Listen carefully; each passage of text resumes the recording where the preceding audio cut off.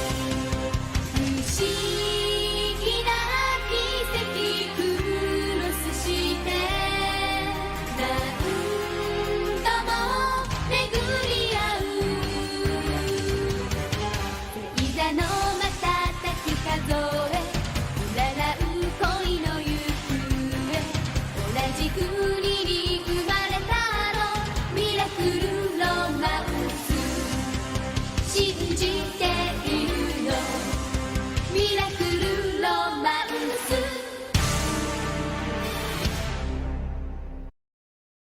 What's up, everybody? Welcome back to the stream. Good to see ya. So yes, as you can tell by the Sailor Moon music and the reference in the title, yeah, I am a huge Sailor Moon fan, and we're going to be playing those games today. Mostly the Super Nintendo versions, which I do own, which is kind of crazy. It's really fun when people are like, you like Sailor Moon? I'm like, yep. Okay. It's like, yeah. What's up, Nimix? Good to see ya. So yeah, I'll be playing the Super Nintendo games today. They range from, on Super Nintendo, from anything from beat 'em ups, there was an RPG, there's a couple puzzle games too, and even some fighter stuff, so it's all over the board. But we'll start off here at the first one. Let's bring this up. Here we go. Bishoujo Senshi Sailor Moon, which is actually a side-scroller beat 'em up. Oh, it was pretty crazy. I was like, okay, so like you're running along, you're taking care of business like ridiculously fast. I know it's like faster than you can fire normally as a human, or the game should normally let you. And then all of a sudden at the last part, I'm like, you gotta be kidding me. It was like, so that little trick, you know, for entertainment value. It's like, okay, that's awesome. That was great. All right, so let's get this rolling here. Set core association should still be, yep. All right.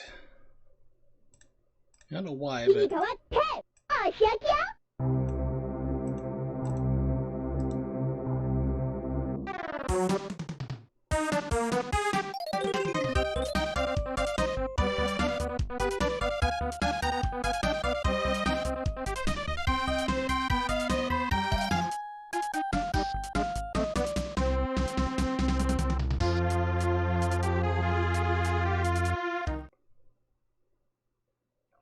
Alright, so let's check out the options screen here.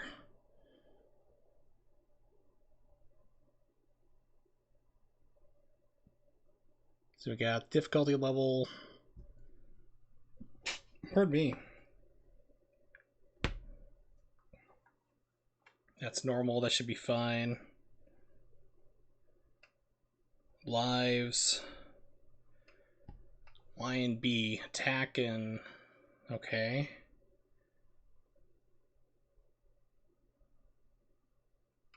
Sound effect. Okay, so this is sound check. Exit. Okay, so it looks like normal. That's fine. Well, at least, you know, it doesn't require, like, you know, it's not a fever. It doesn't require a cowbell in this instance. You know, you don't need a doctor to tell you the news. Robert Palmer's doctor can stay away from you, so it's all good. No voodoo doctors needed either. Or the witch doctor. Oh, who to pick? Okay, I'm gonna say it right now. Everyone says Amy, aka Sailor Mercury, is the best girl. I reject that notion. I say Jupiter and Mars are pretty awesome.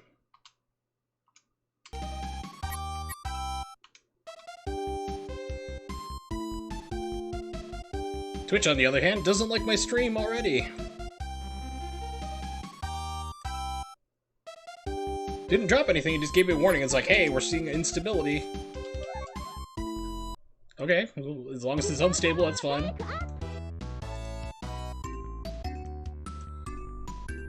Well, it looked like it was gonna have a problem. It gave me the warning like, hey, we're having server instability, so I was like waiting for the drops to start happening. They didn't happen.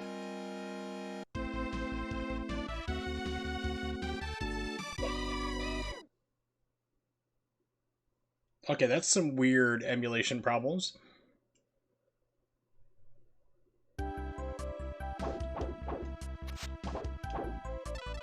Yeah, so I own this game. I own actually almost every single game except for 2 on the Super Nintendo.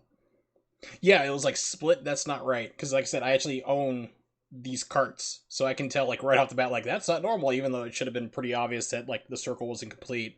It's a ZS NES problem. But yeah, it's like, there's only 2 games I don't own right now and it's the fighting game because the fighting game community caught onto it, and it's like stupidly expensive now because the game's so horribly broken. Mechanic-wise, it's hilarious to see. And the other one is for the Sufami Turbo, which I do have. It was like an add-on for the Super Nintendo. Never left Japan. And basically the games look like Game Boy Color games, basically, or Game Boy, like the original Game Boy games are that size. And there is a Fuwa Panic 2. It was released only for the Sufami Turbo, and it's like extremely rare. Last time I saw it go on sales for over $300. I had the first game complete in box. That's selling for about $120 now. Last I looked. But Fuwa Panic is like, it's literally like $300.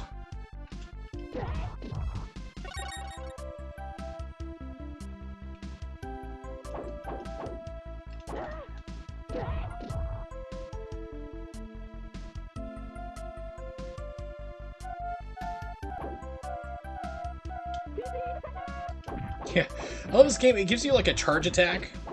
You almost never get to use it because you have to stand there for so long and it's a direct line. And then you get attacked like that.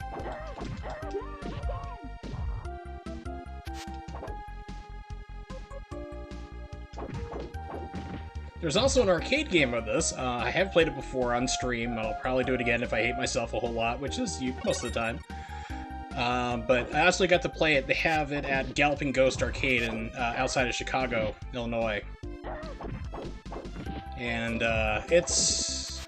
At first thinking like, cool, this is gonna be awesome, Sailor Moon arcade game, and then you play it, you're like, oh, why? Why did they do this? Who thought this was okay?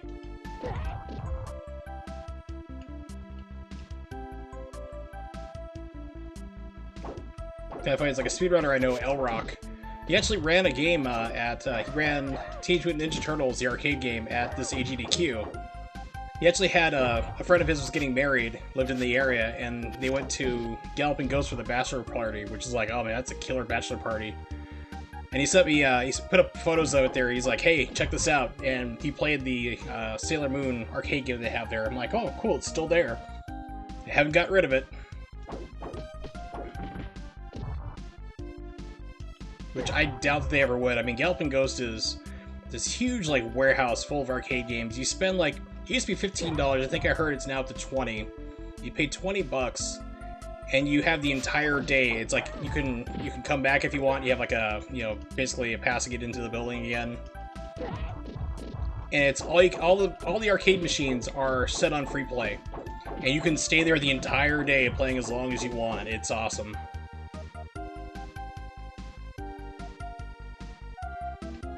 Okay, who leaves a piece of, like, flan or cake or something like that in the middle of the road? I mean, fighting games are always ridiculous for food as a power-up, but I mean, it's like, why hasn't a car run this over yet? I guess Japan is, like, very polite. Very clean, too. I mean, they're letting us have this fight in the middle of the road.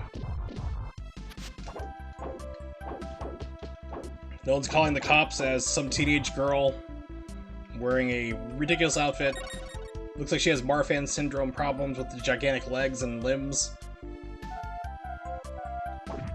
Just beating the crap out of an SUV. Take that, you environmentalist. Ugh. You're killing the environment!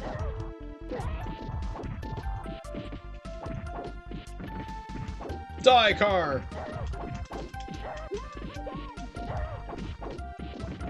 It's a Canyonero!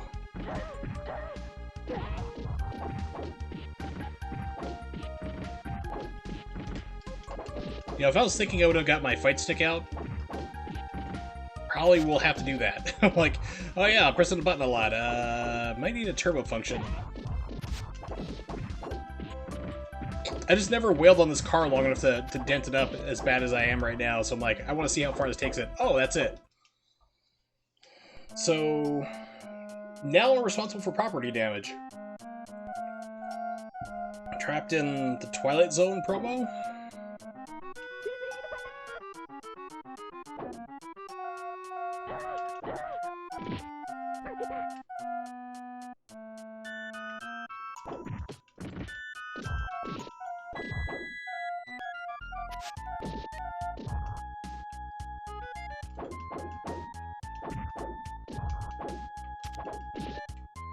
It would have been really cool if this, like, if the clocks were set to your system time.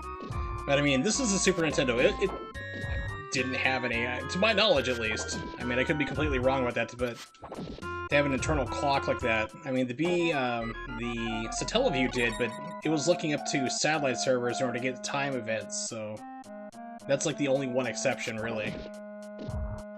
It's a discontinued satellite service for the Super Nintendo that was only in Japan.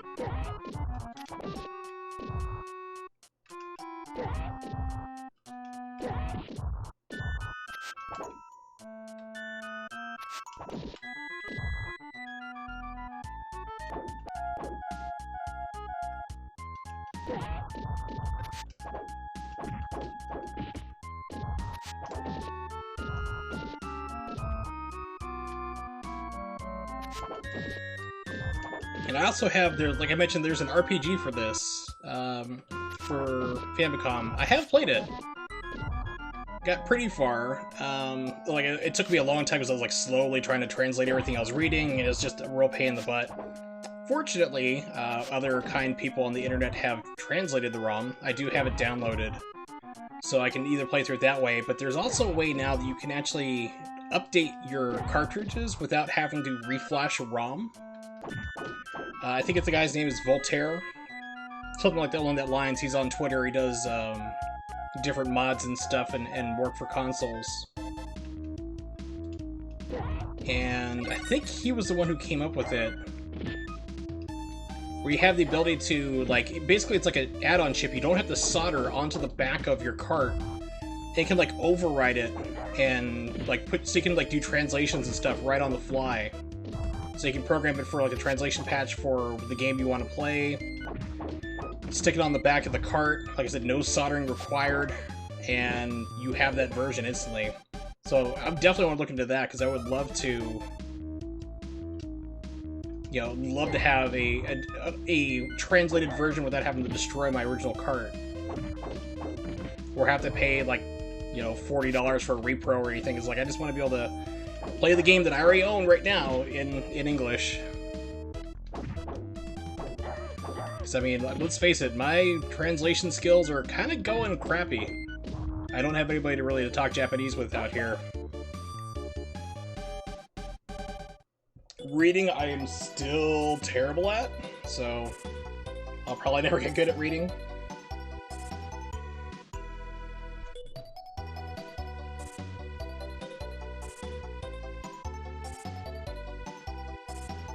Okay, so Sailor Jupiter.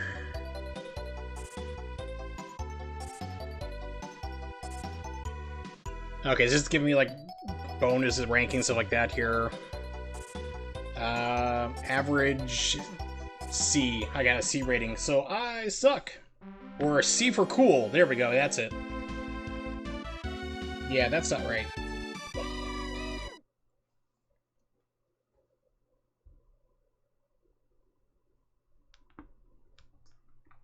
Alright, let's see. I have no idea what that bottom character is.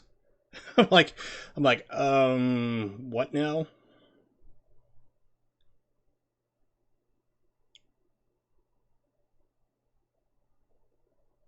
So it's like Act 2, or no, Stage 2. Dreamland, okay. Hey, I figured it out! Just as it started up. Okay, cool. Hey! Well, I should also point out, Nimix, that she's technically 14 years old. So, I'm going to call Chris Hansen. And, yeah, I mean, why don't you just have a seat over here?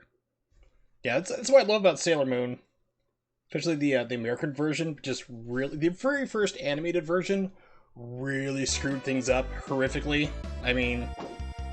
It's Japan, they have different laws, different customs. Trust me, I'm well aware of that. My first...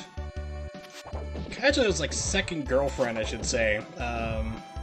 Was when I was in Japan. Actually, I talked to her today. We've remained really good friends since I first met her, like, God, oh god, 21 years ago. Shit. Time has flown.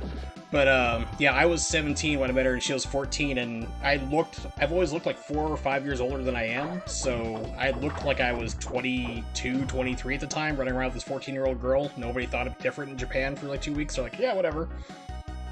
But Sailor Moon, Usagi, or Serena, I think they call her in the English version, she was 13 when the show started, and she's dating Mamoru. I really don't know what his name is in the American version, I've forgotten, but he is like 27, college graduate, driving around a sports car, and they're dating, and their parents are like, yeah, that's fine. It's like, it's just the cultural differences. It was okay. It's like, oh, 27-year-old dating a 13-year-old daughter. Yeah, I'm fine with that. He has a good job. He's driving a sports car. He knows what's up. Oh man, didn't even get off that. In the original manga, though, it was like they were actually closer in age. So he was only like 15 and she was 13. He was like a grade or two higher than her, so it wasn't that bad. It was like, okay, that's more socially acceptable.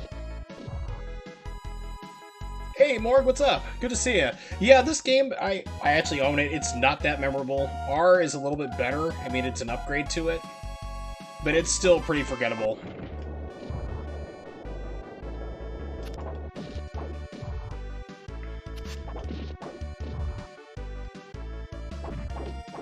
Yeah, R is like, I think it's like a little bit faster. I think they have like a little more enemies on screen too. Ah, that's awesome. Yeah, so a friend of mine, many years ago, when I was, when I had seen her out and I was living in Michigan, she was just offhand telling me, she's like, I'm a huge Sailor Moon fan. I'm like, really? Okay, cool. I was like, so am I. She's like, are you kidding me? It's like, no, seriously. So, for Christmas, she didn't know I had them there. For Christmas, I gave her, like, the entire Sailor Moon collection I have, which was, like, all the episodes of Sailor Moon in English and Japanese.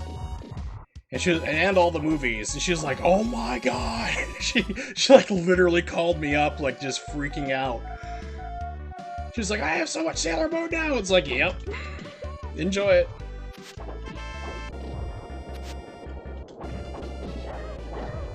And then my last girlfriend was the same way too. She was like, I've only seen the American version. I was like, well, let me show you the Japanese version, how it's a completely different show.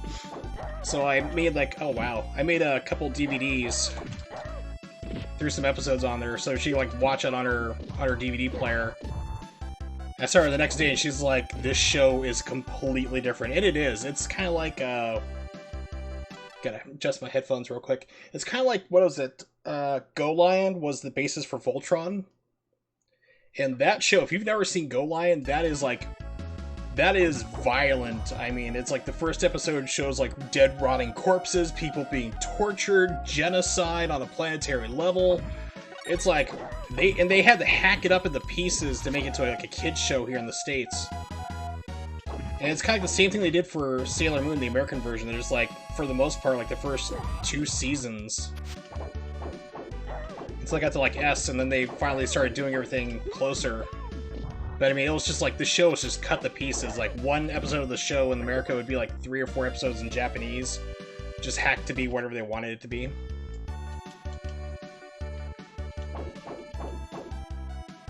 You know, I've never seen Samurai Pizza Cats, though. I've heard of it, I'm aware of it, I've just never seen it.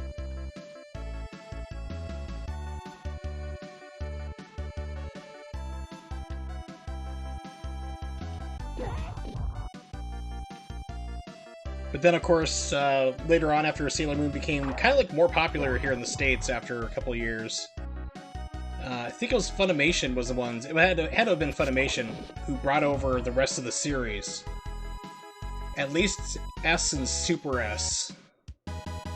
And that's where they had the infamous decision to turn Neptune and Uranus, turn them from lesbian lovers into cousins. So they basically turned a loving relationship into an incestual one.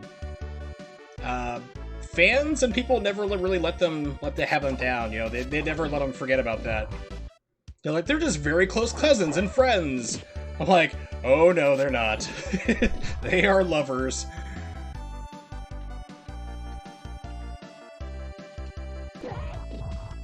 Yes, you're really good friends. I remember one episode I saw, like, it was supposed to be like a Lover's Day type deal, celebration, and like, you know, which one is your boyfriend's or girlfriend's hands? And like, they just kept like, you know, they're so sappy and sugary sweet to each other.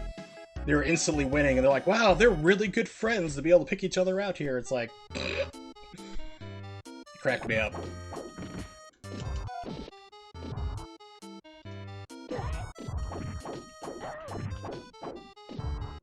But then, I think they finally did a other version, not too long ago, I want to say, maybe about 2 years ago. I think they had another release where they actually just kind of corrected and said, you know, they're not cousins, they are, in fact, in a relationship. It's like, thank you.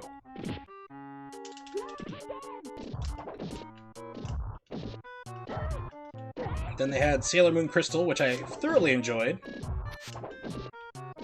It was a more callback to... yeah. It was a more callback to the actual manga, which was like straight to the point, because the original Sailor Moon show, even in Japanese, you know, before the American version got cut the hell and back, edited to pieces, was still a lot of filler. So Sailor Moon Crystal was like more straight to the point, which is pretty awesome.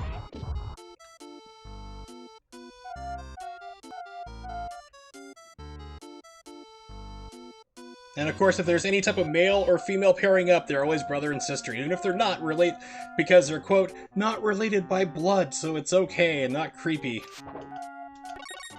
It's like that Folgers coffee commercial that I love. It's a parody of an actual one. It's just so damn creepy.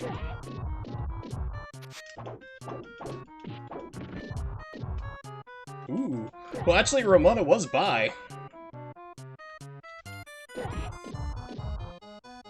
I forget the name of one of her, it was like the fourth ex-boyfriend or ex-evil ex was, no, it's the fifth one, was a girl.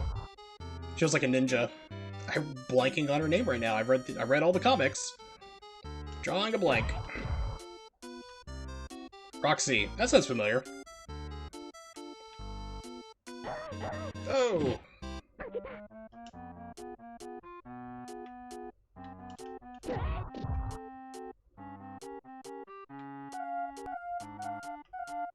I remember the actress in the movie, but I couldn't place her in anything. It's one thing, like, I've seen her before, I just didn't know in what.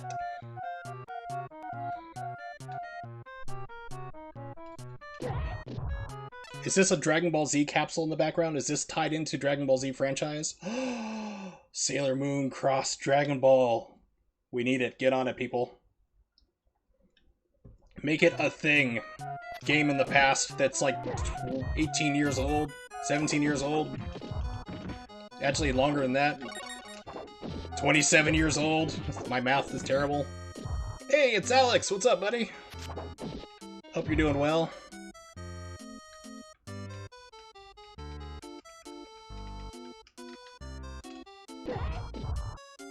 Oh, yes. Actually, after I die out this time, I'm going to switch it over to R. R was a little bit better, but not by much, unfortunately. I can't really think of, like, any Sailor Moon game that really used the OST from the show or the movies, outside of, like, Moonlight Densetsu, like, the opening theme. That's it.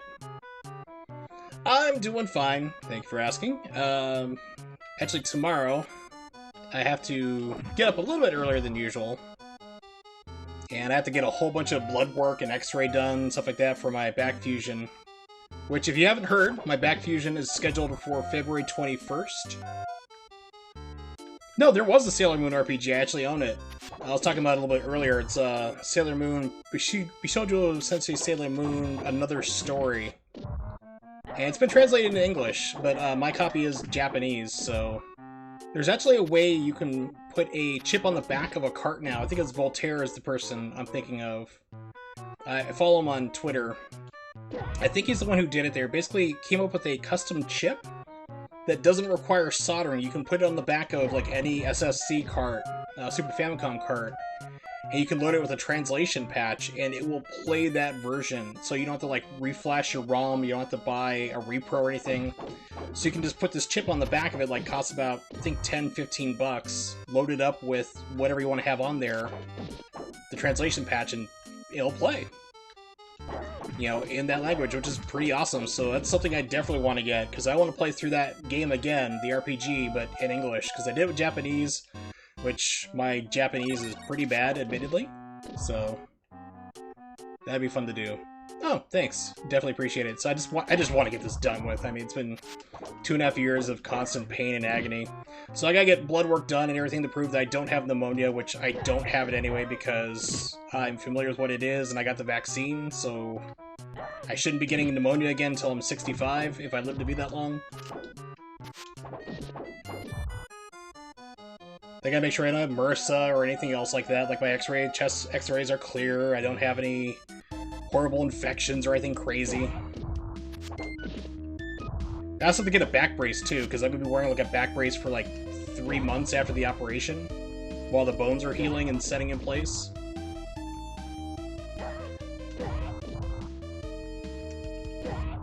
Energy Breaker. I don't think I've heard of that game before.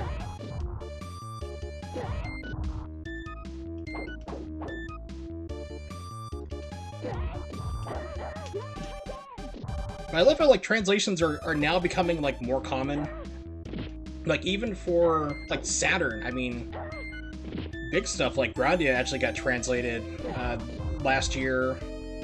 Sakura Tensen Sakura Wars just got translated as well for the Sega Saturn, which I think is amazing. Yeah, people have figured out like, okay, here's how we could do it. You know, we can translate these games into English, just like you just have to patch it like you would a Super Nintendo game or anything like that. You have to burn your disc, and you can either play it in an emulator, or if you have a Sega Saturn like I do, you need to have like a pseudo Saturn so you can play backup copies or a mod chip. But it's the full game in English, which is great. I mean, the more people can play it and enjoy it, the better. Oh, Zero. You don't like All Your Base Are Belong to Us? I don't know, I think fans might revolt if they actually got like a accurate translation of Zero Wing without all the English that just made it so popular and famous. Oh my gosh, it just got me in a hit loop. I can't get out. Game!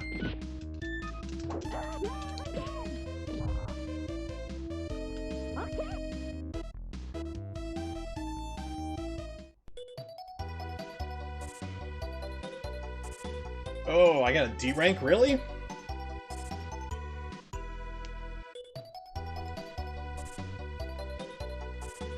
Yeah, I didn't like the improved PlayStation Portable port, like a PSP version, where they fixed the voice acting, so to speak. I was like, oh. I like my miserable pile of secrets, thank you very much. Oh god.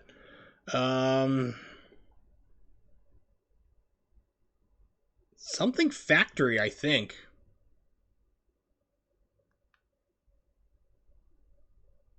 We'll see what it is. So I'm just trying to think of what it is. It's like trying to translate. Oh, it is a factory. Okay. It's something factory. Which had a factory? I don't know, but... You ever feel like you're just walking in place? Traveling without moving?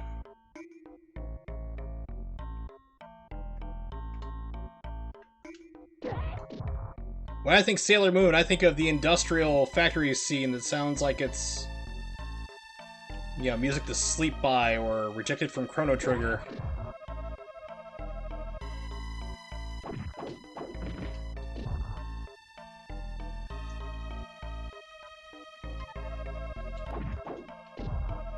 Alright, so let's switch games here. This is pretty dull. R is pretty much the same, but yeah, this is the RPG that you were talking about earlier there, Mork. This is the Japanese version, so... Yeah! I think I loaded up the translated version a moment ago. Take a look. Yep.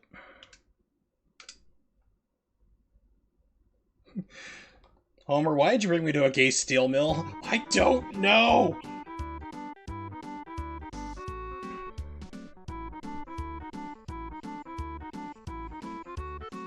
Chibiusa! So they translated it, but they kept their Japanese name.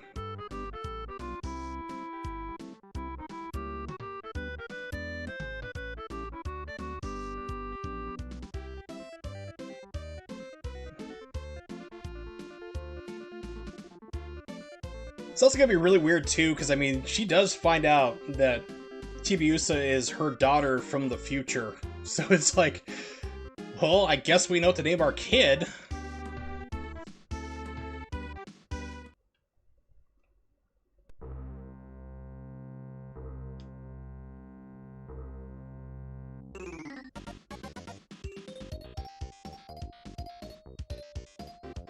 But they probably didn't change the title. Oh, they did! Okay, awesome. So this is entirely translated.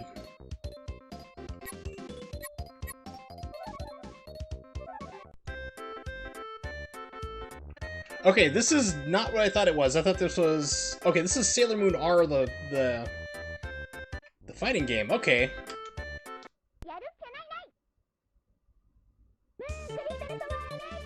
It's not the fighting game, it's the beat 'em up. Duh. I thought this was the RPG. Like I said, I do have that. It's...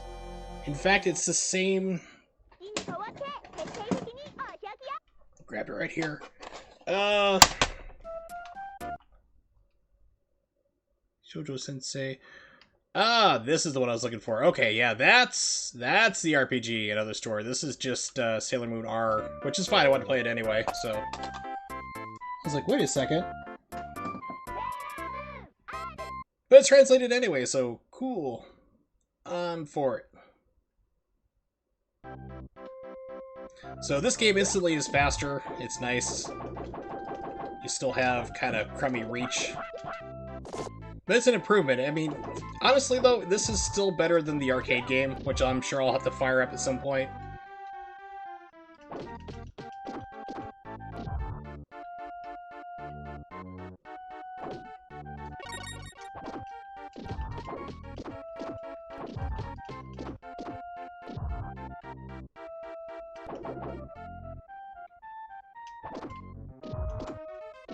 So yeah, like those translation chips you can add, now I gotta really look into it. It's on my wish list of things to get. Uh-oh. Hold on a second, I'm just getting beep into my ears that my headphones that I'm using are gonna die. I need to plug them in real fast. Hang tight.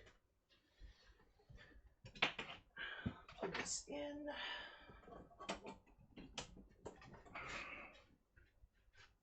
My 12-foot long cable. Pardon me. Plug them in.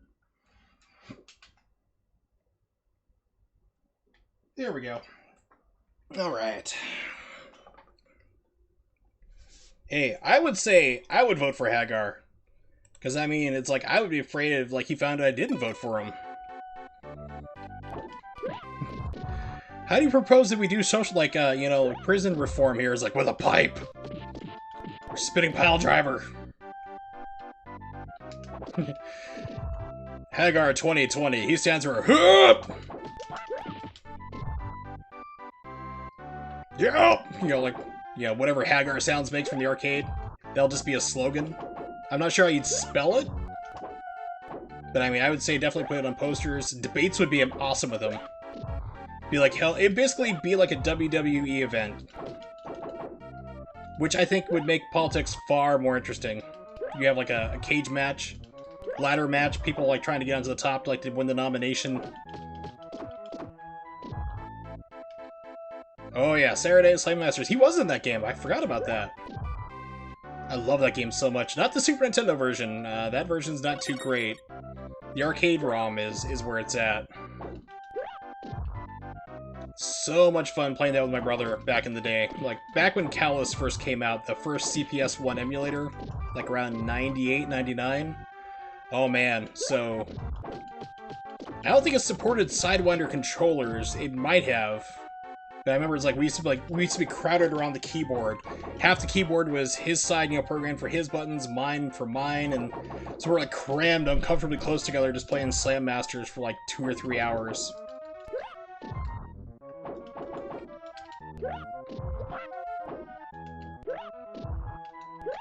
Sailor Moon goes to the Budokan!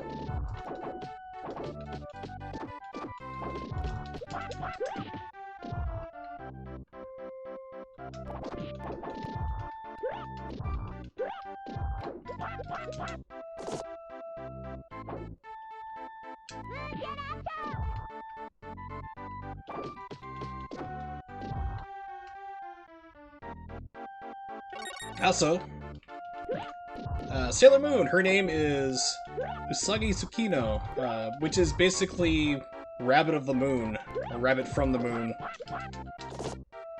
Which is kind of funny. Little joke, it's like, haha, Tsukino means from the moon, or of the moon. Usagi is Japanese for rabbit, so Rabbit from the Moon.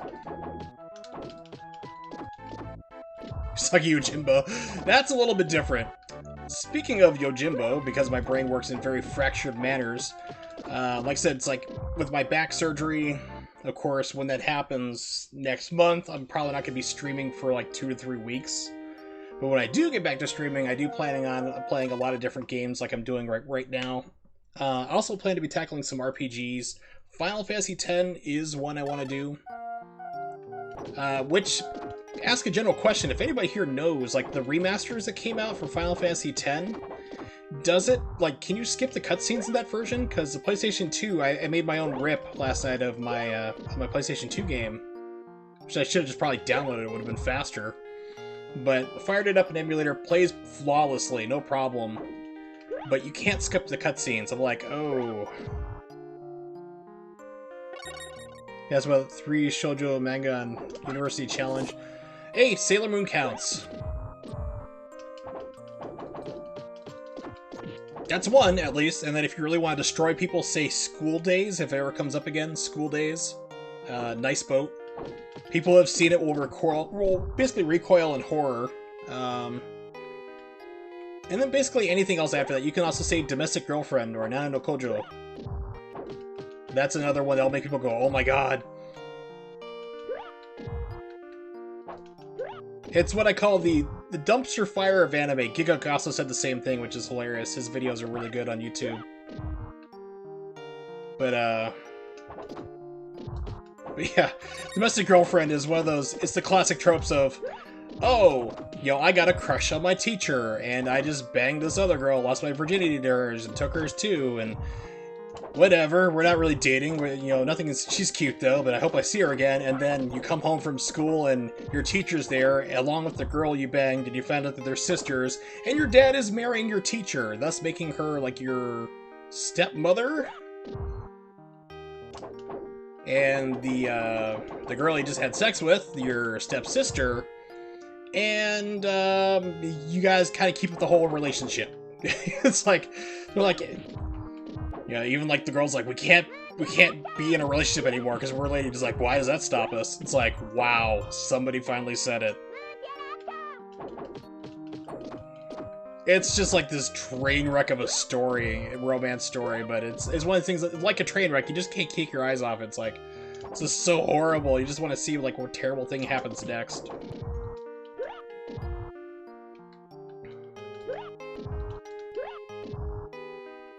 Kind of, yeah. But like a lot slower, a little bit less graphics.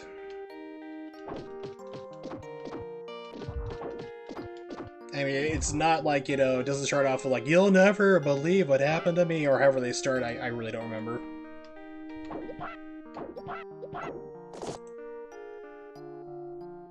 I don't know what that is, hold your fire. Also good to see you, by the way. Oh, the store in the background. I have no idea, I was not paying attention, my bad.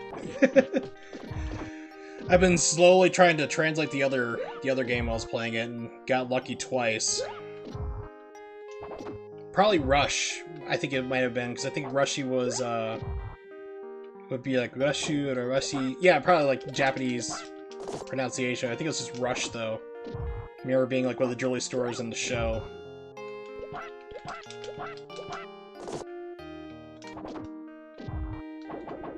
Hurashu.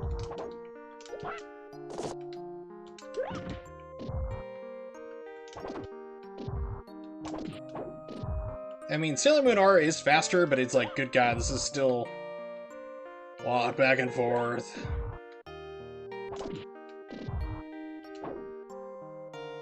It's really bizarre.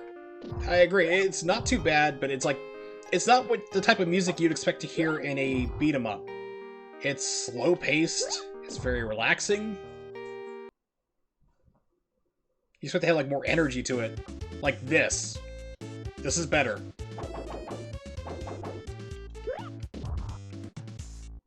Can I turn? No, I can't turn to it, okay. It's like, maybe I can charge it one way and hit her the other way. Come on, come here, come here, come on. Get in my line of sight. You can do it. Come on, come on. Almost there. There. Oh, oh. As soon as I let go of the button, game's like, haha, input read.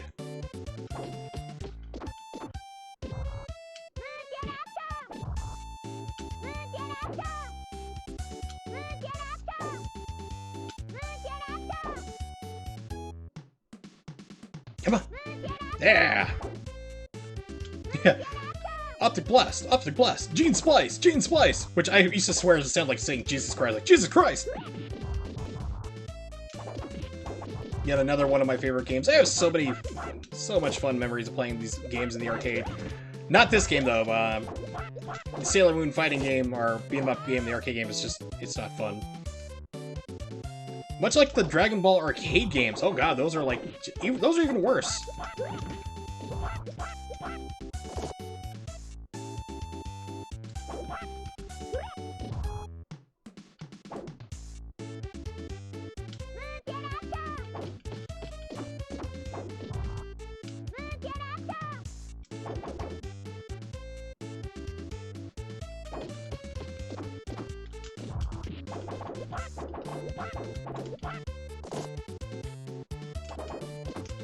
I don't think R even lets you change your character when you die either. I think you were still stuck like you were at the first game. Just whatever character you picked, that you're playing the entire game with that person.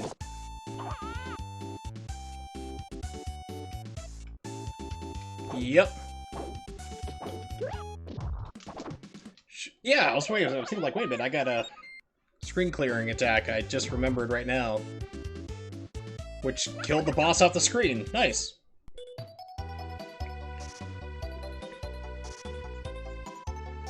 By the way, I'm 27 and you're 13. Until we meet again.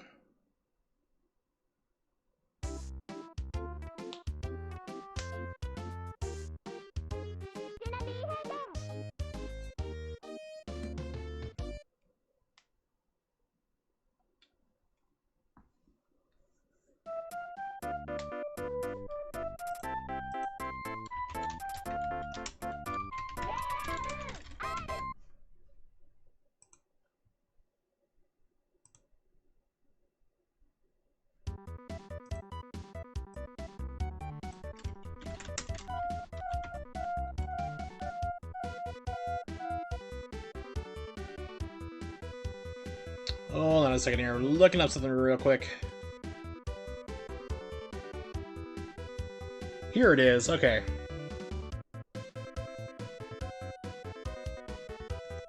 So this is what I was talking about earlier.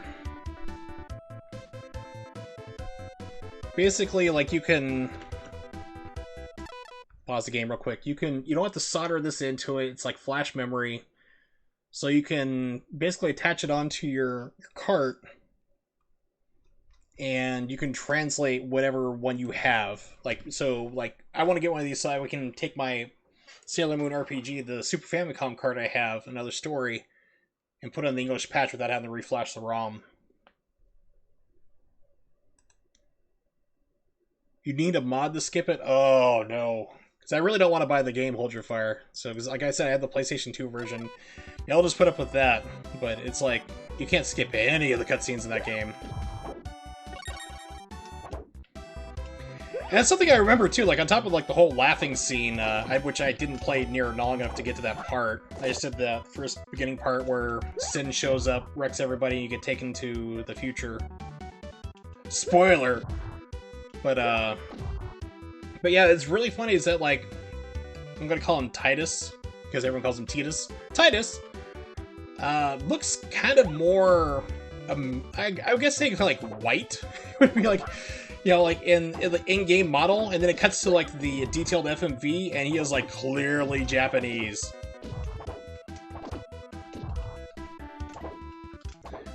But the thing is, like, if you've seen it, like, for example, the start of the game, if you let the intro play out, like, where before you press start up a game, or load, whatever, it's the part where they're all sitting around before they go to Xanarkand Land at the end of the game, which is also the opening cutscene. So if you sat there and watched it before, like, you're like, oh, cool, what's this before the start of the game? You watch it all, then you start a game, and you're forced to watch that exact same thing all over again, all like 3.5, 4 minutes of it. It's like, okay, I just saw it before. You have it as the attract mode for this game. I should be able to skip at least this one since it plays. It doesn't tell you anything, you're just standing around, everyone's looking kind of bummed out. You're just like, oh, this is my story, let me tell you.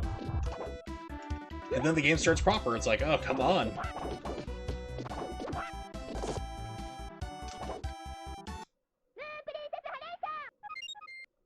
Yes. Especially the summons. Those Eon summons, or not Eons, gosh, what are they called? Were they just called summons in 8? It's been a while. It's like you do a summon in Final Fantasy 8. Yes, that's what it is, thank you. Yeah, if you have it, you could turn them on, I think, shortened, I think it was?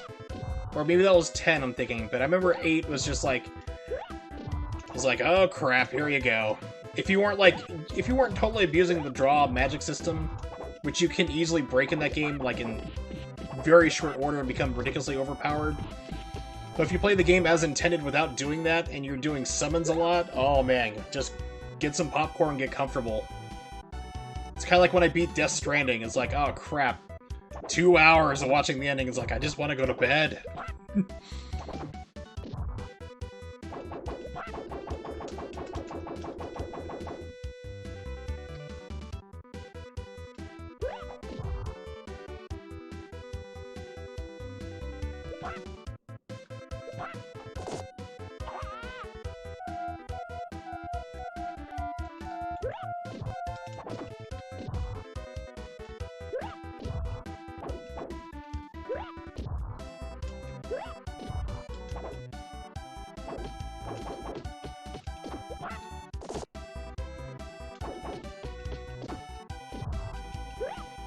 I had a friend of mine back in the day. I had like a Final Fantasy 8, and he wanted to borrow it. I'm like, sure, that's no problem. Like, I just beaten the game. I'm like, knock yourself out. Just, you know, bring it back when you're done. And like, so I'm hanging out at his place like a couple days later. It must have been about a week later. I'm like, how far are you in Final Fantasy 8? He's like, I'm just about to go and do my test to graduate. I'm like, that's the start of the game. I'm like, have you been playing? He's like, yeah. He loads up his file. He's at level 99. He got Squall and Quistis, or whatever you say your name, got them up to level 99. I'm like, you do realize that the characters scale with you, right? He's like, what? I'm like, yeah, you just kind of wasted all your time for this. And it's like, so you have 2 ridiculously overpowered characters, and then everybody else is like nowhere. I'm like, how long did this take you? It took him like, he spent like 45, 50 hours just grinding that first stupid cave. So he'd go like right up to the Ifrit fight, and then like back out, go save, heal, back on the campus, go back there, grind again, and he kept doing this over and over. I'm like, dude, it's like, no, you need help.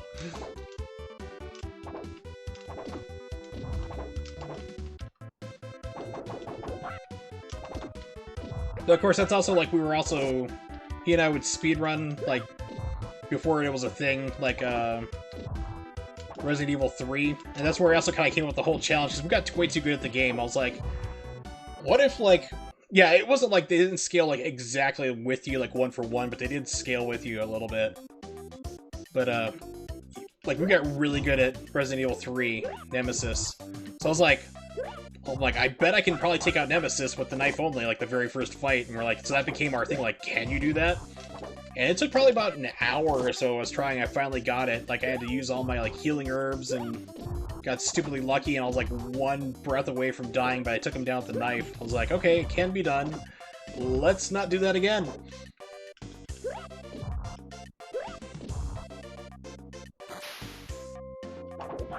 I'm trying to think of an RPG that I played not too long ago that scales with you.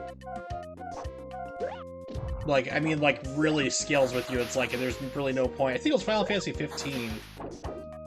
Have I played that one? No, but I think I've heard of it. Sounds familiar.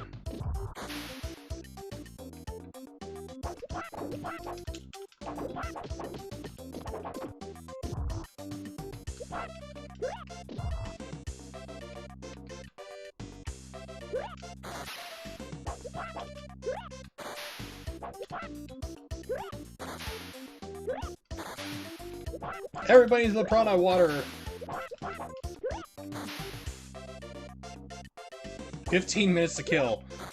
God, I remember Final Fantasy X, there was like some kind of secret boss, like the Ultima boss or whatever it was called. It took like, I think I'm pretty sure it took me about an hour to beat. Because like I had grinded out like all the like the ultimate weapons, so like I was doing like 9,999 like then plus on top of it. Like, yeah, like the ones, like, weapons you could grind out to do, like, ridiculous amount of damages. Like, even fighting that thing was, like, 12 million health or something crazy.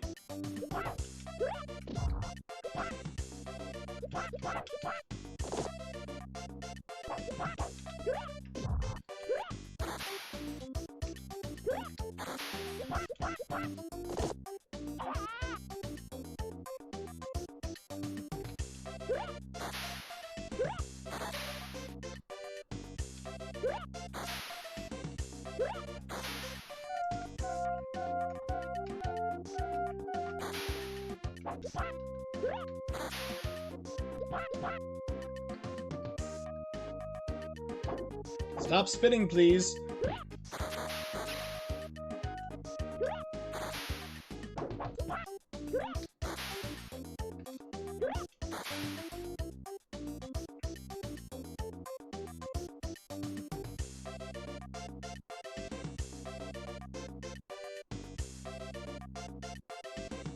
She looks like she has to pee or something.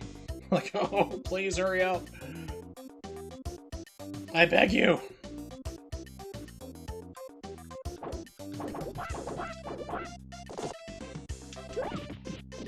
Shoryuken!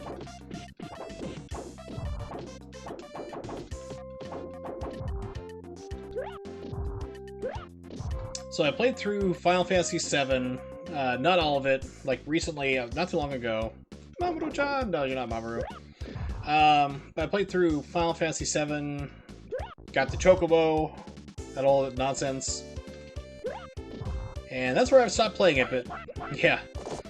Omoyo Shinduru.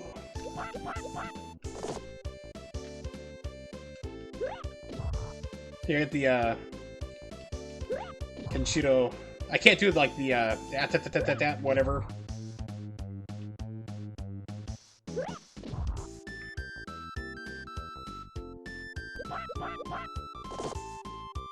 Yeah, so I was playing Final Fantasy VII, got to the part where you get past the boggy marsh. I was like, okay. It's like, I'm probably gonna stop playing the game for now. I mean, I just really wanted to get a little more fresh in memory, because it seemed like for a while we were going to be getting the demo for Final Fantasy VII Remake, but that's probably gonna be happening mid-February, whenever the Sony event is. Totally motionless except for her heart. I can't remember who was telling me they had never heard that song. I think it was Nimix. I was like, how could you have not heard the song Lump? If you lived through the 90s like we did, he and I did, it's like, you should be intimately familiar with that song. 2 minutes and 15 seconds of rock amazingness. Crystal Tokyo!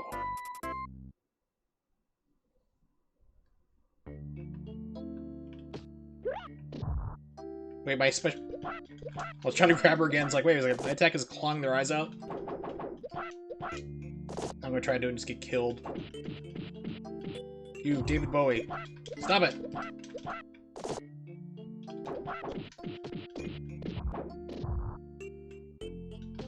Yep.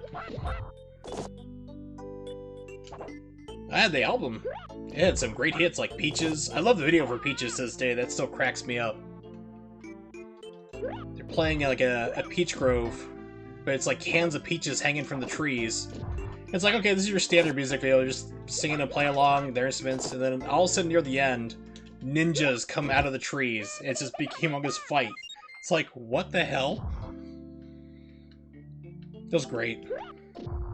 They also had another good song, Kitty, which is great. Talking about this little cat, you know, outside in the rain, kitty at my foot and I want to touch it.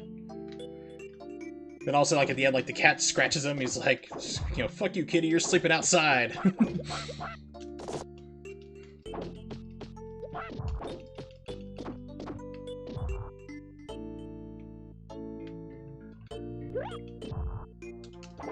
I swear, this music's gonna be kind of, sort of, Chrono Trigger vibe right now.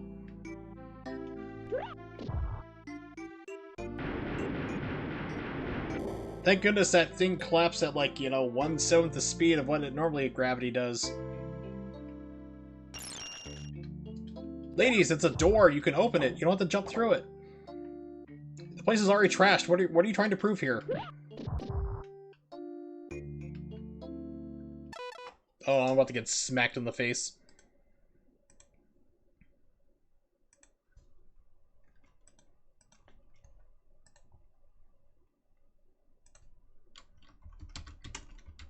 So yeah, let's play the better song. Let's play Lump since we're talking about it.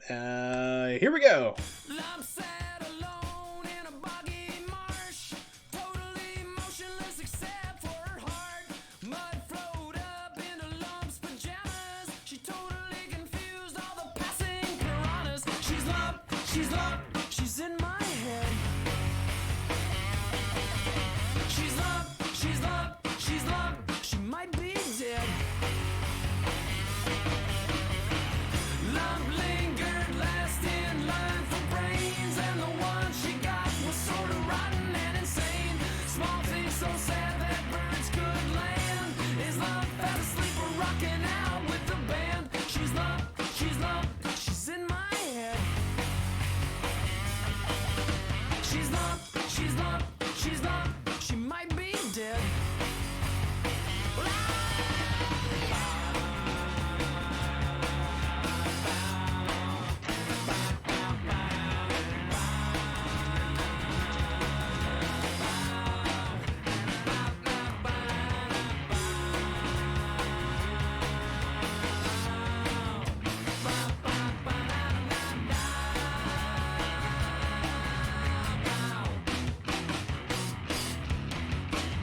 Lump was limp and lonely and needed a shove. Lump slipped on a kiss and tumbled into love. She spent her 20s between the sheets, and life limped along at subsonic speeds. She's Lump, she's in my head.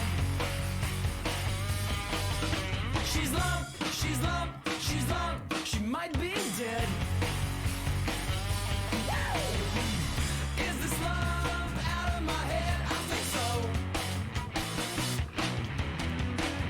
Is this love out of my head? I think so. Yeah.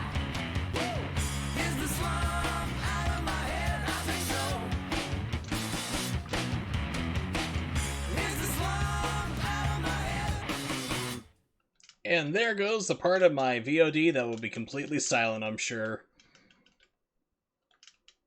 But yeah, now everybody's on the same page. Everybody should have heard Lump. One of the great rock songs, President of the United States of America. We had a follow-up album, didn't really kind of go anywhere, and they pretty much faded into obscurity. Really annoyed me because one time they did a quote-unquote cover, I'm doing air quotes right now, you can't see, cover of MC5's Kick Out the Jams, and that is not really a cover. That's like an homage in the style of the song, kind of. But like when you change 95% of the lyrics and the structure of the song, it's not the same song. It's not a cover anymore.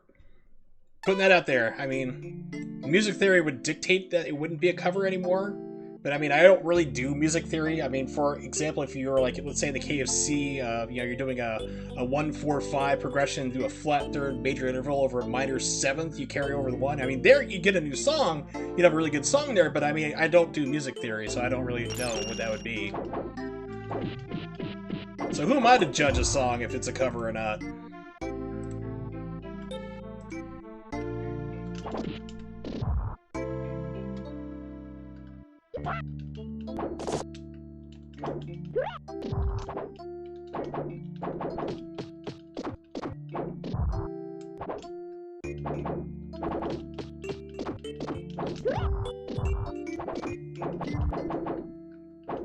Now we just need a mod of her, so when she does this, like, have it on fire, be just like Ken from Street Fighter.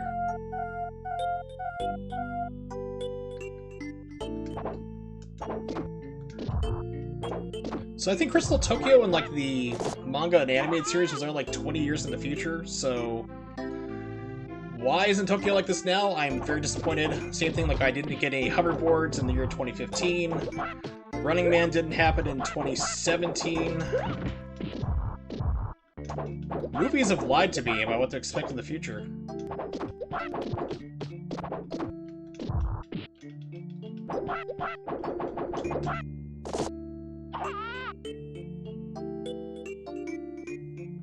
Oh, game over.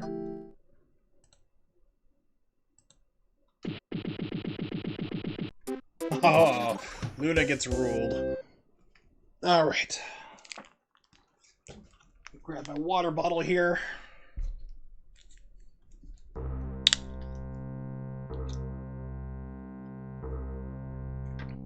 Grab my scissors, because this is impossible to open without it.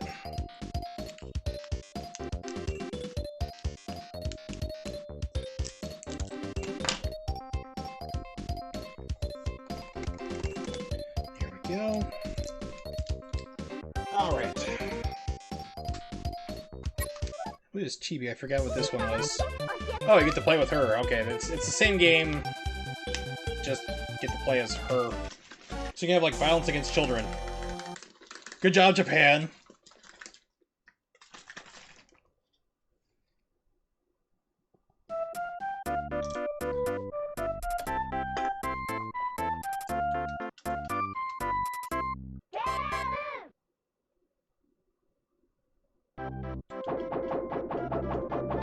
The parasol of justice and the butt bash.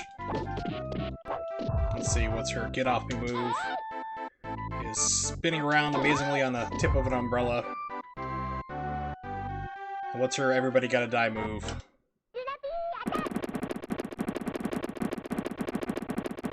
That's different. Alright, let's close that out. Yeah, so I should have this one translated. Let me go into the folder.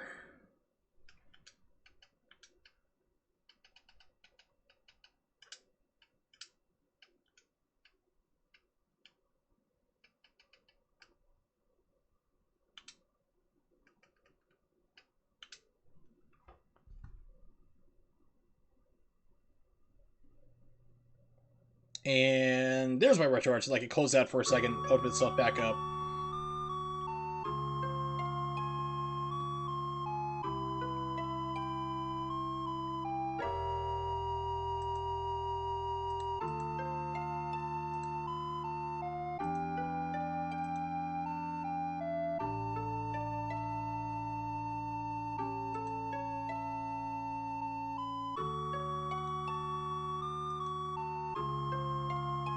Oh no, it's Meteor! Sephiroth!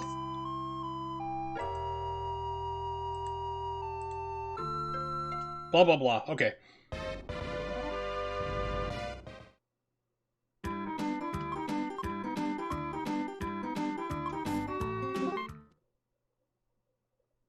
This is like bare bones, very kind of bare bones RPG, especially when you get into battles.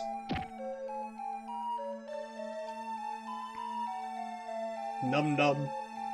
She's singing like the original like Ewok song from the Return of the Jedi before it got changed. Num Num. Don't Doshite no Luna? Something peculiar about the town. Something funny going on. Dub dub.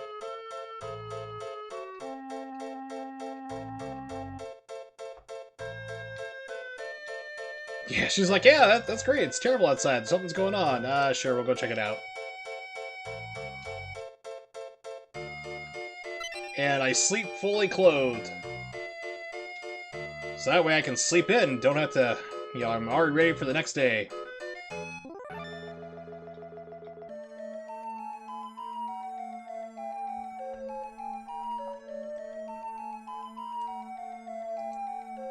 can only save when you talk to a Luna P-Ball.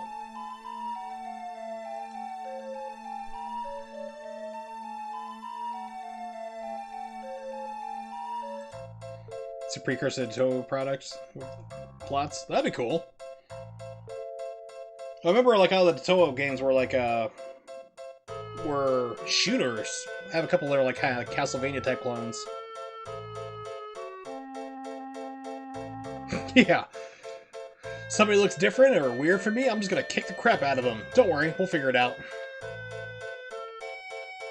You do run amazingly fast though.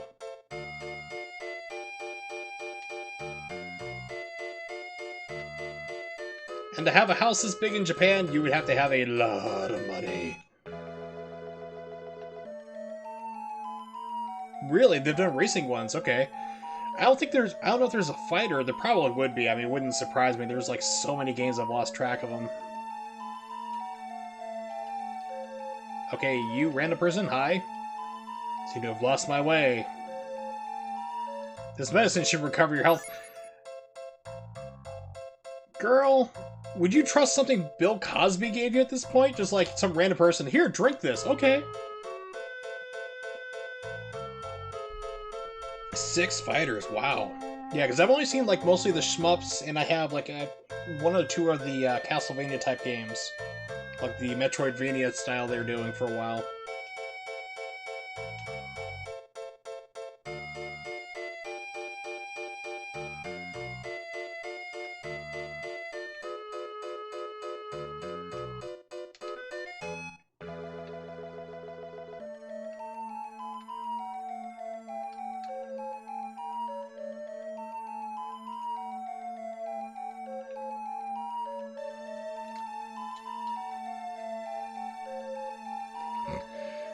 Random person on the street, here, hook up with my son. Wow.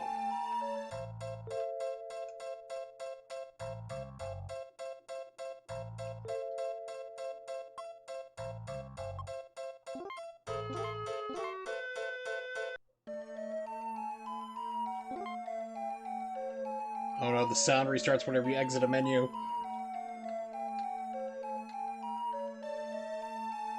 I am running as fast as a car. Confirmed. Sailor Moon Speed Freak.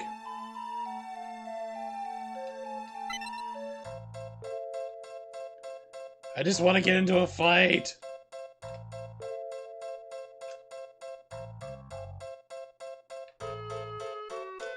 You there, policeman! Kawa Shrine, What's the Heroes, Juban Hospital.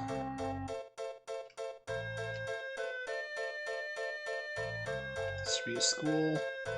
The hospital, you need a key to open the hospital door. That's a school.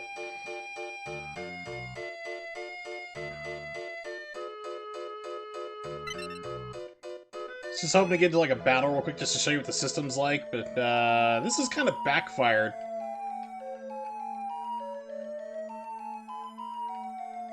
As goes most of my streams, they usually don't go according to the plans I have in my head.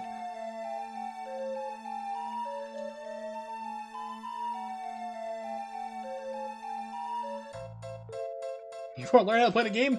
Go places you can't find yet. There's no map.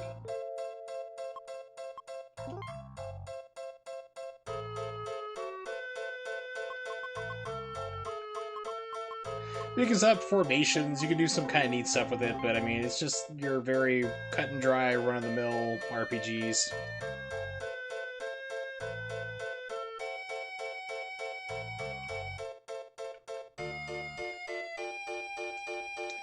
Alright, so ends that. the experiment. Let's get back to this one. I want this so much. This game is... Oh, last time I saw it was on sale, it was like almost $300, just around that range. I have the first one. I have it complete in box. I think that sells for around 100 now, CIB. But for the Sufami Turbo, that one, this game is like stupidly rare.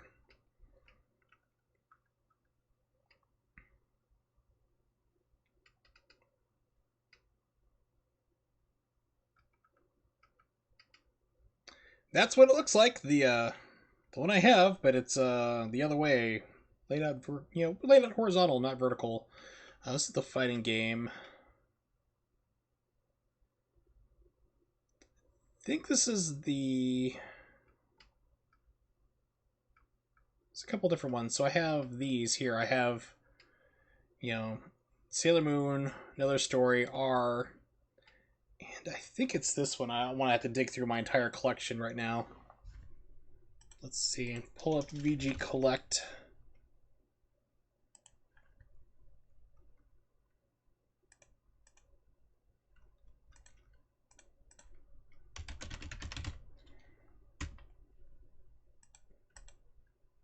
VG Collect I love. It has saved me so many times.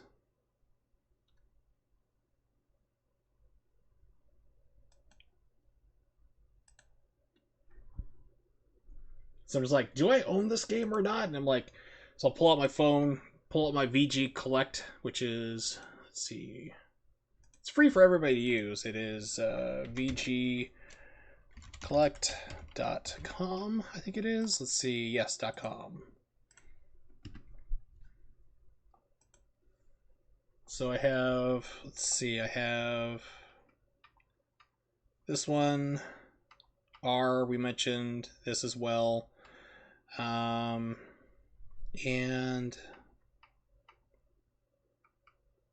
this one. I still need to get this. I'm not sure what it is. This is the fighter, which has now gone up to like $200 or something crazy because the fighting game community got into it. But I think this is the one that's like puzzle. It's a puzzle game, but it's color based. I remember having problems with it. It might have been the TV I had set at the time. No.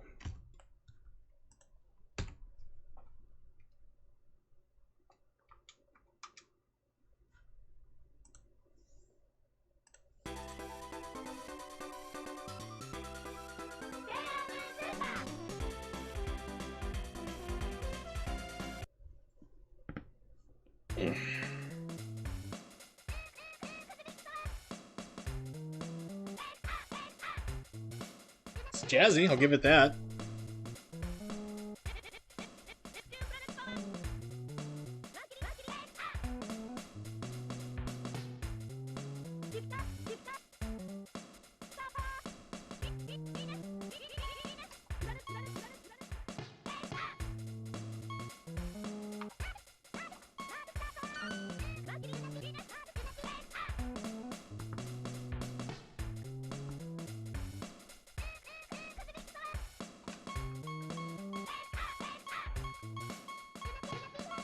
Let's give Ray some love.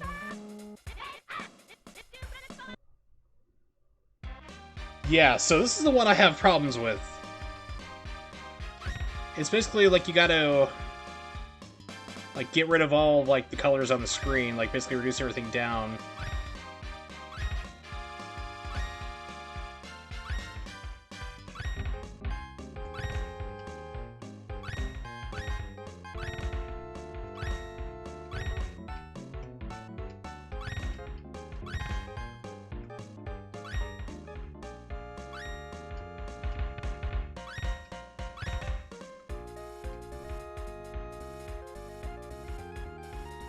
We'll go with, I guess, this? Okay, neat.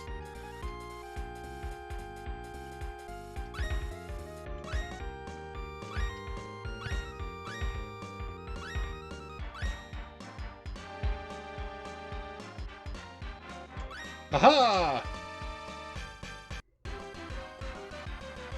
That's all pretty much this game. Now you can go head to head, but it's kind of like a... It's not really like columns or anything like that where you can flood each other. Okay, this is where I have problems. So I remember it's like, okay, the first stage isn't too bad, but this is where I start having issues.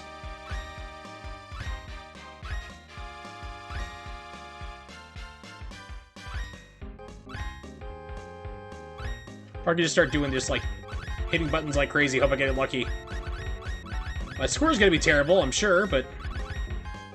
Such skill! Puzzle master, big brain activity.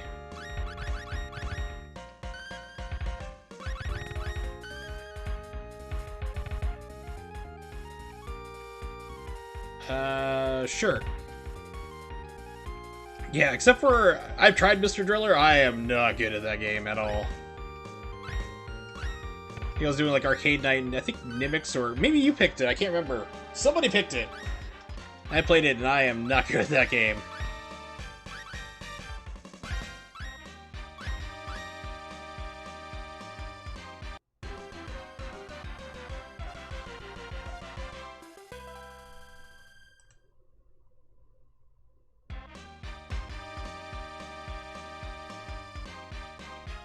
Okay, this is Sailor Moon Color Puzzle.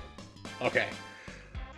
I'd look at the Japanese name like, ah, okay, that makes sense. So yeah, this is a game I usually, like I said, I own it, but I didn't really get too far because it's just me basically just hitting random buttons like this at times because I can't see the colors too well, unfortunately.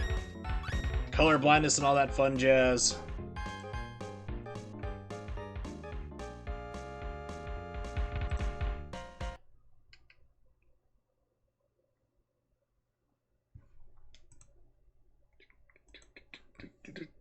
Let's see, pull up the list for it. Yeah, Sailor Moon, Kondo, Puzzle di Oshioki yo.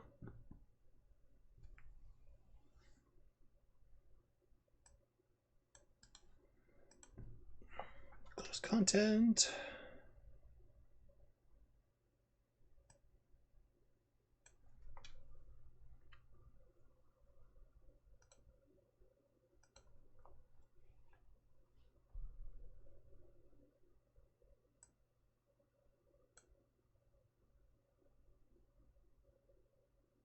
Something like, we'll use a puzzle,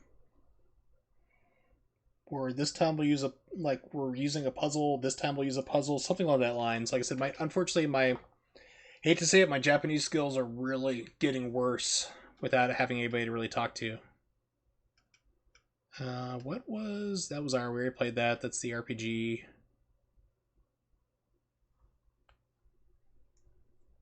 Shuyaku Soudatsusen.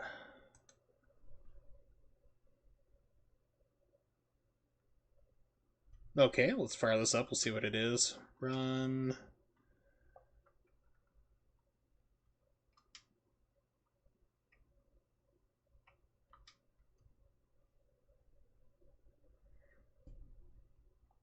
Survey says it's a video game.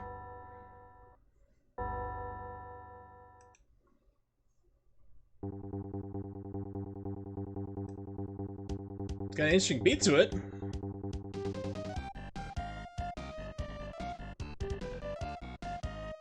I think I see the word brawl, so I think this is one of the fighters.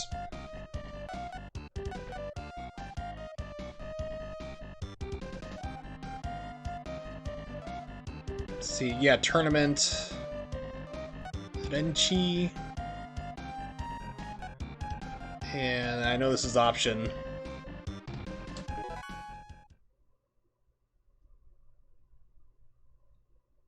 That's helpful. Yeah, computer. We'll just keep it normal, I guess. Sure.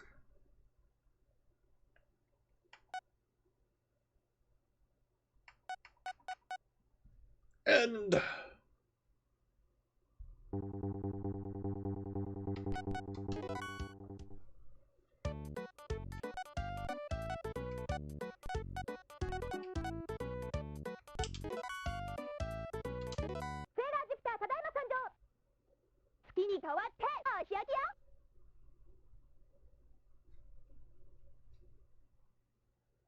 oh goody. Okay, so... Manual? It's like manual mode.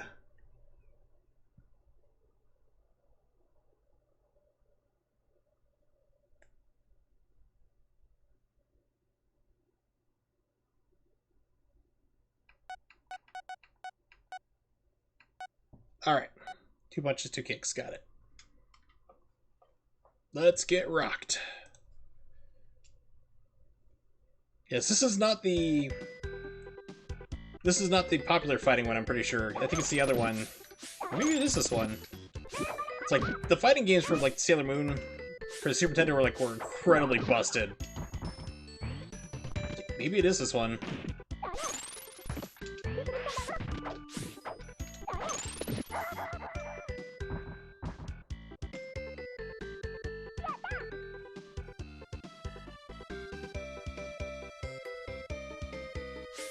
No, it's not this one. It's the other one. It's like... It is, like, super busted. I mean, mechanic-wise. I'm trying to pull off moves on a D-pad. This is not going well. I need my fight stick.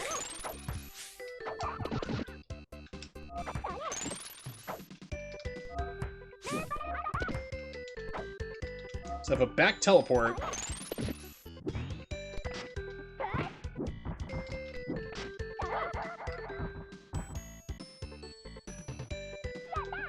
That went about as well as I could think.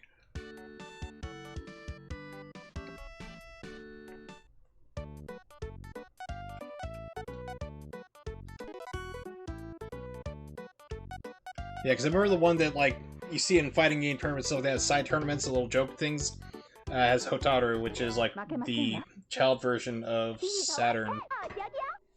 Hey, Super Black Gamer, what's up? Just playing through Sailor Moon games, having some quote-unquote objective fun. Trying to be entertaining.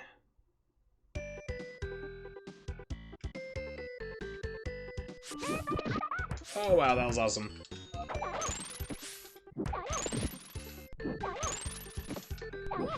Why are you like this?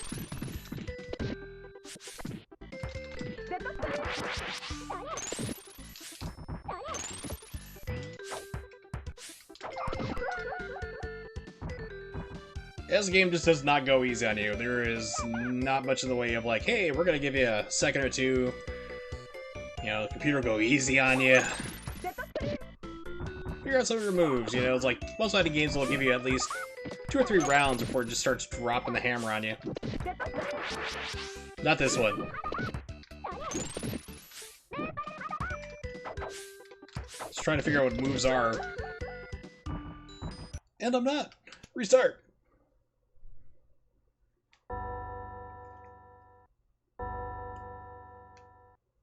Other games I play, well, I used to speedrun Bayonetta 2, but I've had to stop right now because my Switch is possessed by unnatural demons. It's actually just, it's screwing up, I don't know why. So I've had to retire from doing Bayonetta 2 speedruns. But I play Ninja Gaiden Black, the Ninja Gaiden games, retro games, RPGs, I'm all over the place. I'm kind of like more of a variety type streamer, but I do love a lot of retro stuff. Alright, let's go back into here.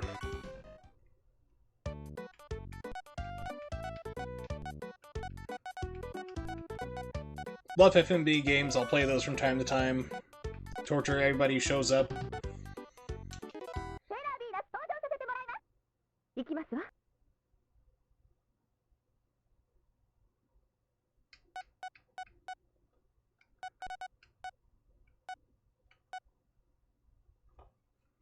Excuse me? What?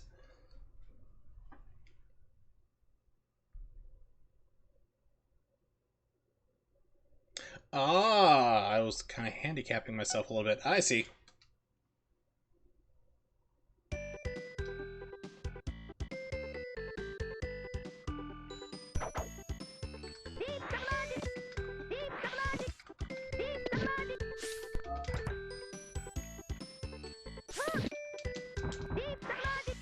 Cool. Thanks for following. I don't really have any, like, things set up on my stream, as you probably noticed, like, says, like, hey, so-and-so is following or anything, because, like, I just prefer to keep mostly the game the focus. But that's awesome, thanks. I appreciate it. Hopefully I won't let you down whenever you drop in.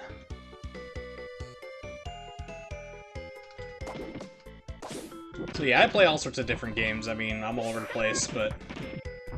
Started off as Bayonetta 2 speedrunner, but, like I said, unfortunately, the way my Switch is, it's just... I don't know what it is, but it's like, it gets loopy. It's like not overheating, it's not getting physically hot or anything, but just like the games just start chugging and all sorts of weird stuff happens. So I'm like, okay, good, great. I guess I have to buy a new Switch now, which I'm unemployed and about to get my back fused, so that won't be happening.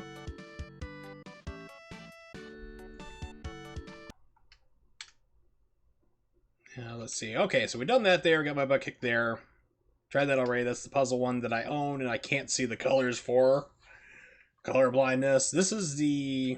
I know this is the other fighting game. This is the one where just, like, it goes off the rails, completely busted. Kurukkurin. Alright.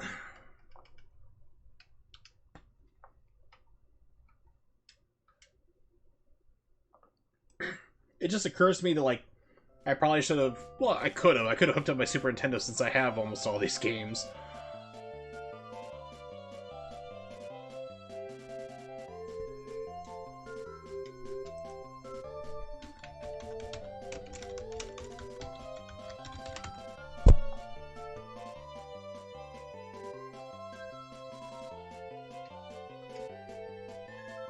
Oh, okay.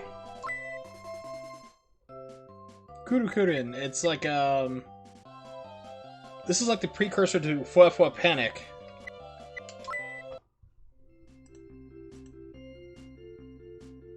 Retro's awesome. Like I said, I love retro games. It's so much fun. Sonic 2 is good. A lot of people like Sonic 2, but actually my favorite is Sonic 3. That is like my go-to jam. Sonic 2 is not bad. I mean, one is really weird to look back on. I mean, I remember playing it like as a kid when it came out. I'm like, okay, this is cool, but I remember Sonic being so fast, but that's like the first level, and then after that, it's like a slow platformer. It's like, wow, okay, it's like, stop going fast, run slow, you're going to die if you don't.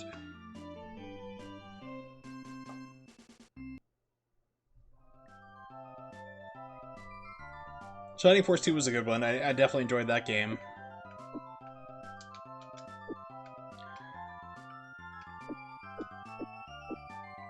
Okay, so fortunately these are colors I can actually see. Like I said, they based Fuwa Panic off of this one.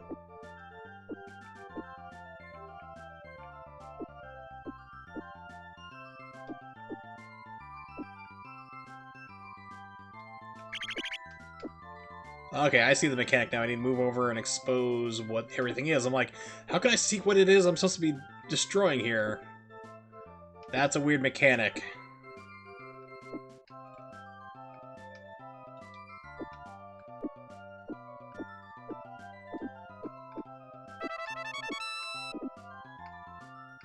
Okay, so the goal is to get those items down? I've played this maybe like once in my life. I'm like, what now?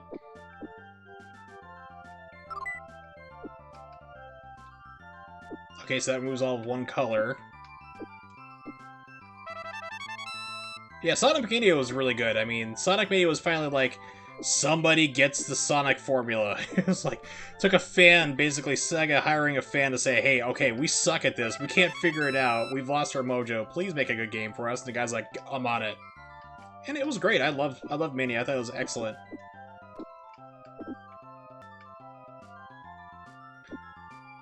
Okay, so basically I have to collect all the items, which it just did, and it's gonna smash my butt.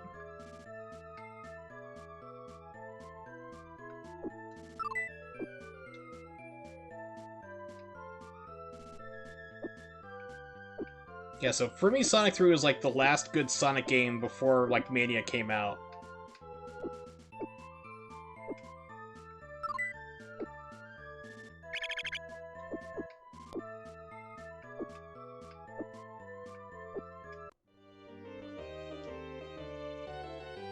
Yeah, Adventure was really different. I mean, I bought, you know, Adventure 1 when it came out on the Dreamcast. And then 2 was just like all over the place. Like, what really bugged me about Sonic Adventure 2 was the... Wow, that just instantly raised up on me. It was like the Knuckles levels. It's like, that was just like, oh my god. It's like, it's RNG for where it goes. There's no set place where it is, and it's a game of like hot and cold. I'm like, I just want to get back to playing the game and running fast. You have Sonic Adventure 1, like, the second stage was pretty much their tech demo for, like, it was, like, straight off just a tech demo showing, like, here's what the Dreamcast can do, all sorts of crazy crap, and then the rest of the game didn't look anything like that.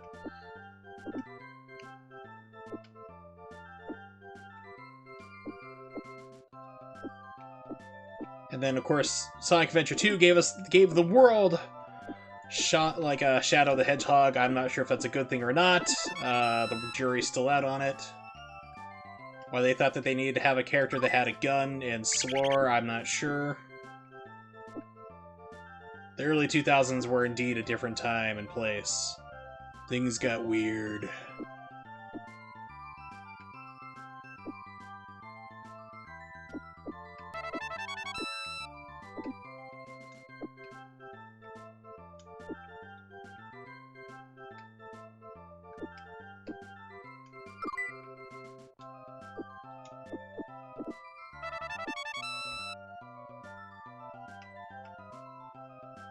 Yeah, I think like the next good game, like really in my opinion, like before Mania would be probably Generations.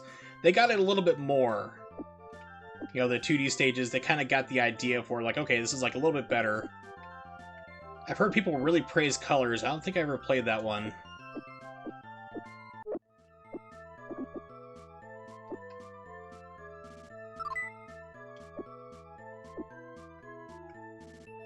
You know, my brother was like, he had rented, like, he was going to like a Sonic Fest. He was like younger at that time. I mean, like he's 15 years younger than me. So I watched him play a little bit of Shadow. I'm like, what is this? He's like, are Sonic games like this? I'm like, no, not normally.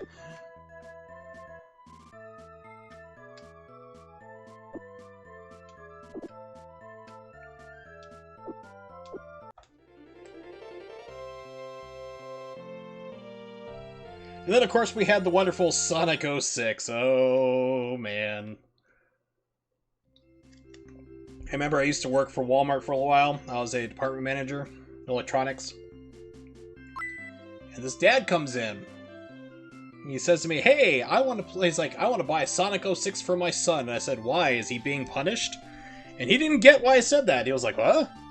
I was like, okay. It's like, I can sell it to you here, but, you know, if it's opened, you can't return it. It's company policy, you know, copy protection, because people can still copy games at that time. I was like, I'm just gonna warn you now. It's like, he's probably not gonna like it there. You can't return if it's open. He's like, that's fine. I don't know what your problem is. You're just being a jerk to me. And it's like, okay, well, I'm just letting you know. 3 days later, he comes back. He wants to return the game. I'm like, nope. It's like, my son hates this game. I'm like, I warned you.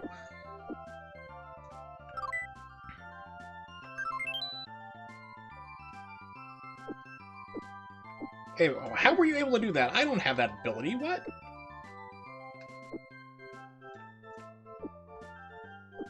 Yeah, Sonic 06 is just amazing.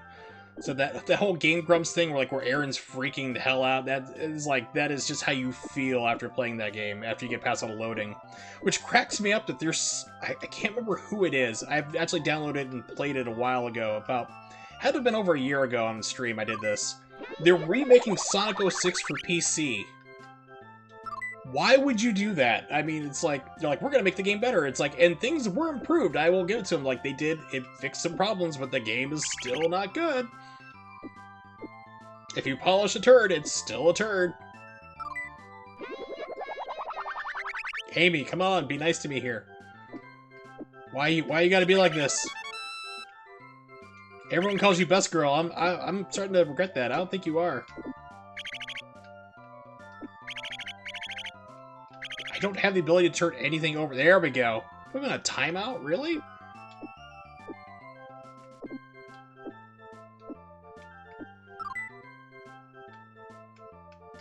Yeah, but what makes you think, like, I want to take this absolute abomination of a game that's, like, critically despised and panned and fix it? It's like, I don't think you can really fix that.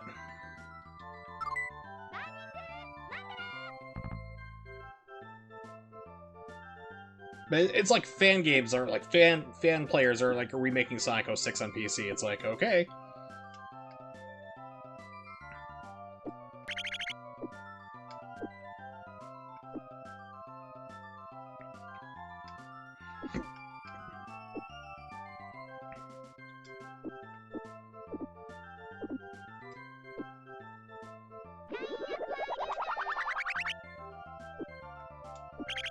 Yeah, there's a YouTube series called What Happened, which basically it's Liam, I think it was Liam. No, Matt McMuscles from Super Best Friends used to be. And he goes through and explores like what happened to these games, like how did they go horrifically bad or bomb. And he did an episode on Sonic 06, and it's ridiculous. Like Sonic Boom was hilarious because they literally only had 2 testers for that game. You know, people are like, why is this game so buggy? It's like, not only was it rushed because they had an artificial deadline they had to meet, but they only had 2 bug testers for the entire game, which is outrageous.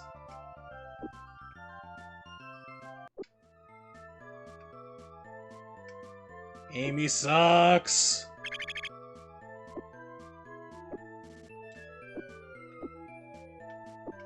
Yeah, so he did one on Sonic 06, like, basically talking about how it just kept, like, changing development cycles and all sorts of things, like, different concepts and everything else, and that's what just kind of led to its eventual downfall and buggy, shoddy product that we all know it to be now.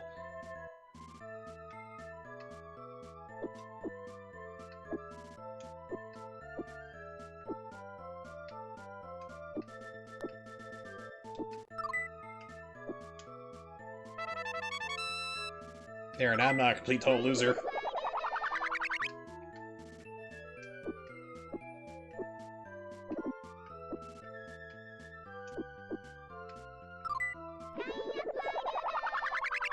Oh, Amy, you suck. Why do you do this to me? It's like, the game can easily finish me off at this point. It has the item that can just put right down below and just end the fight. It's like, no, I'm gonna keep timing you out so you can't change anything over. Oh, Twitch is dropping frames, hold on. Ooh, combinations, okay.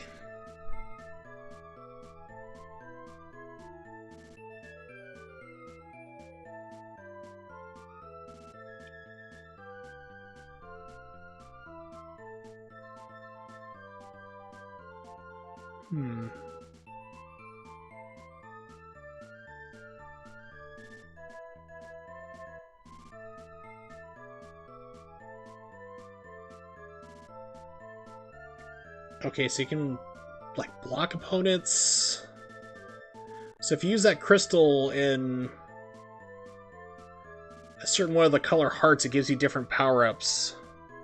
Like one, I think like the middle one with the yellow says like you can delete the bottom row. Yeah, it's basically match all the colors, you know, basically like 2 or more of the same type of color balloon, because these are supposed to be balloons, I'm guessing, will make the color disappear. And then you have to get the special jewels down to the bottom of the screen. You collect 3 of them, you win the level. That's what the basic premise is here, as far as I was able to figure out. So this will actually give me special powers. Okay, cool, so it just moved 2 of those items right over, so I'm going to use this to screw her.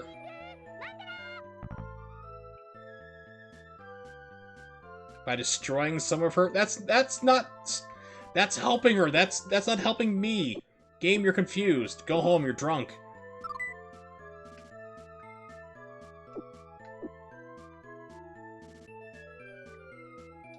Kid's like, I got it, I'll help out. It's like, no, you're not helping. Just go sit in the corner.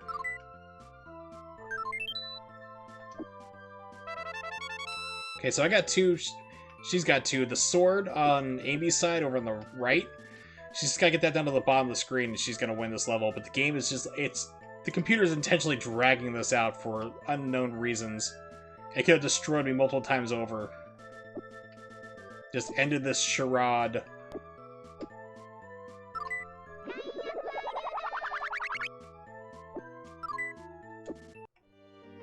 There, finally. Thank you, game, for having mercy. Wow, 600,000. Like I said, man, you're on your way. You're going to be hitting that 3 million. I'm betting 3 million at least. At least! Alright, so that's this one. I want to play the game that I absolutely love, Fuwa Panic.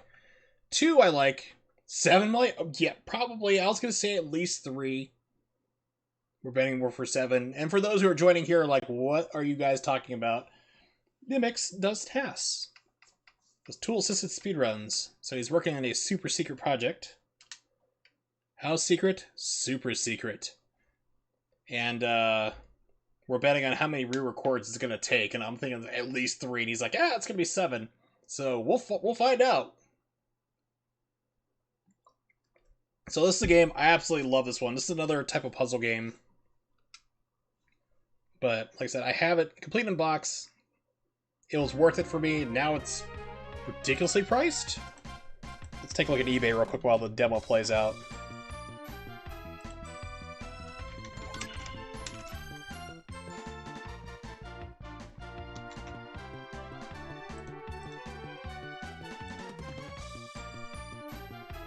Let's see if you Fuwa Panic. So this is selling for, with box right now, around $100, and loose carts anywhere between $15 to $30 or so. Not too bad. But this game is like the same thing. It's kind of like reverse columns almost, or like gem fighter type deal, where you want to build up the color of your balloons and just unleash a torrent on the other side. So you pop a whole bunch of them, it's going to throw a lot of like those gray balloons on your opponent, so they're going to be kind of like hosed. They can't do anything about that for a while. If you pop a gray balloon, it actually like powers you down, so you don't want to do that a whole lot. It's going to make you weaker. You can actually lose your transformation, which would not be good. Let's see what else to it there.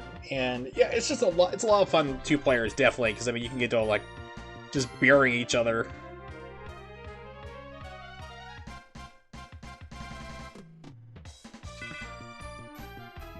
Let's see. So this is story mode? No. One-on-one. That's usually what I go into, is 101 there. An option on the bottom, of course. Can't remember what this one is, but yeah, this is 101, one for CPU. So each character has different stats and stuff, like you have a special move. So if you make a lot of color combinations, like if I'm popping a lot of balloons, I'm not getting grays or getting dumped on, you can actually like do a special move, which will do either things like either add gray balloons to the opponent's side that can't pop normally, or, you know, also different status effects. So it's a lot of fun. They did make a sequel to this for the Sufami Turbo. Like I said, it's like the last time I've seen that come up for sale was just, it was $300 easily. And this was like years ago. So, I don't know if I'll ever see that come up again or not. Let's see. Lunar Moon.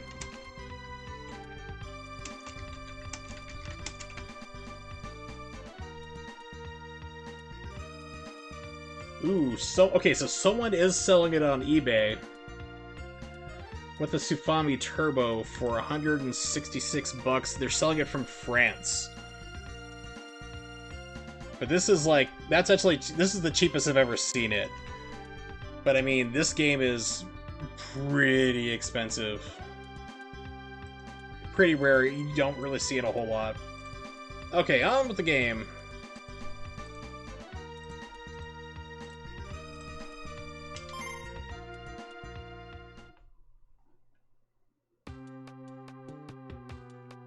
So the bar on the left is like my power-up bar. So if I get that more filled up, I can basically go and, you know, unleash like my special attack if I get all the way up to the top. But ideally you want to have like one color and stick with it so you can just like flood your opponent.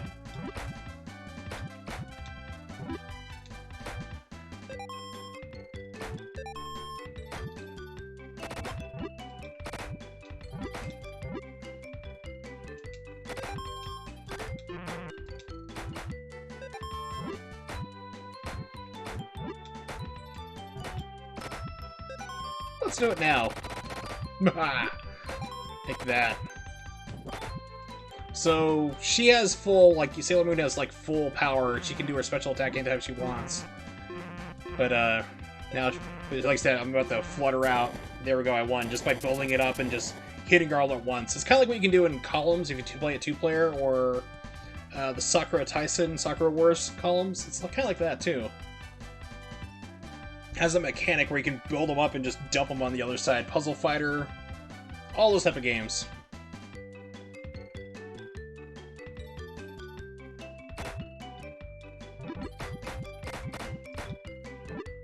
Not sure what color is going to come up predominantly. Okay, so it looks like it's probably going to be pink.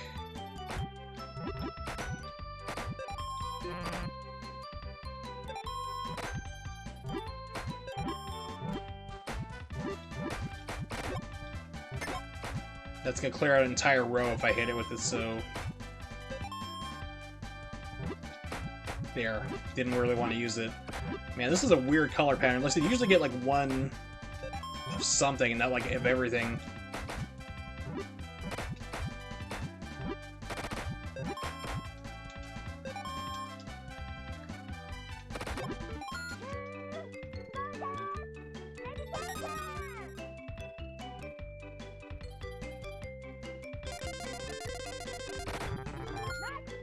Alright, I can fire back at you.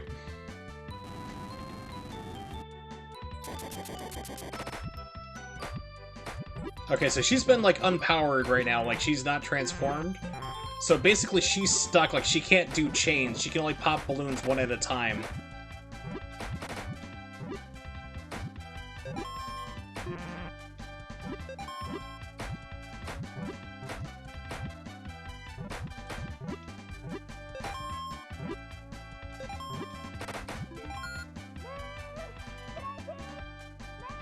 And now she's back where she can do chains, which is kind of a problem.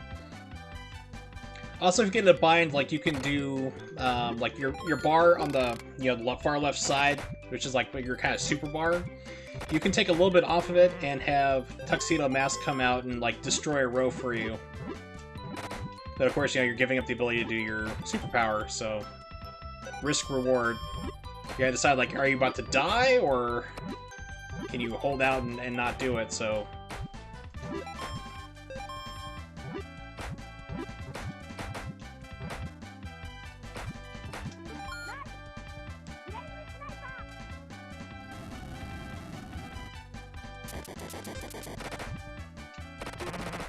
Alright, it's on. Haha!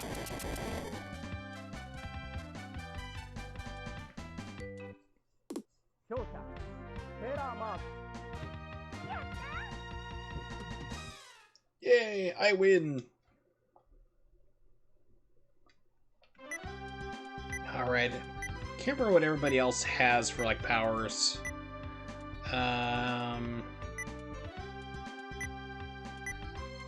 We'll do Pluto.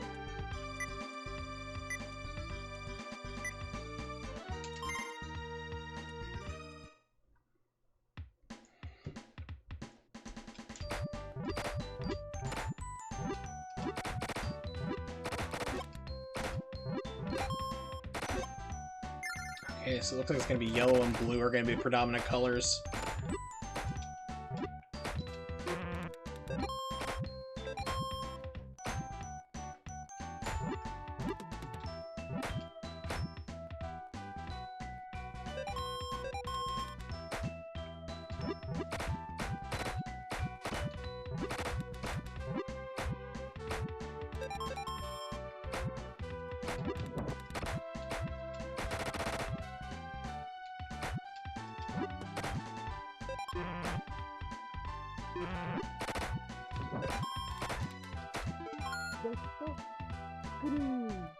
That is like so muffled and compressed I can't really tell what she said.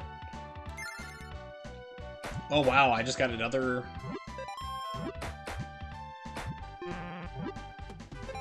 I could sit on that and really hose her.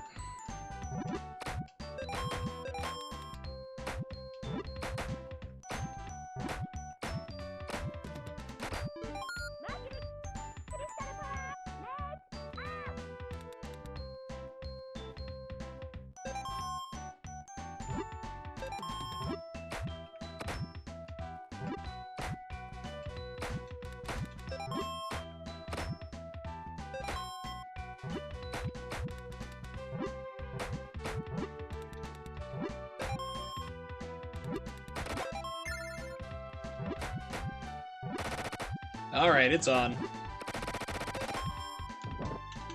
And I'll hit you with this. Oh no! I thought I had full and I wasn't paying attention, so I just took out a line instead of doing my super... Oops.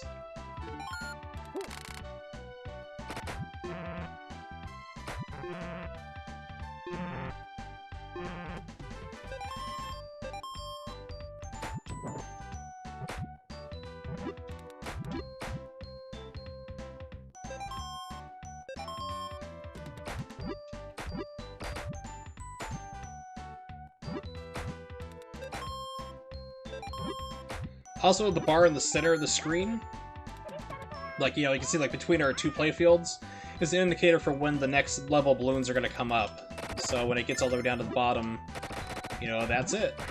You know, the next rounds are coming out.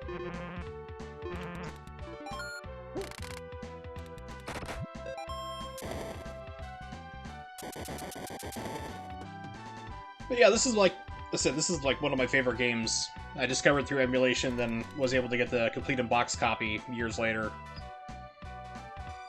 A lot of fun two-player, it's just kind of like a more relaxing game, and most importantly, it's a color puzzle that I can actually see, which is kind of rare for a lot of games for me.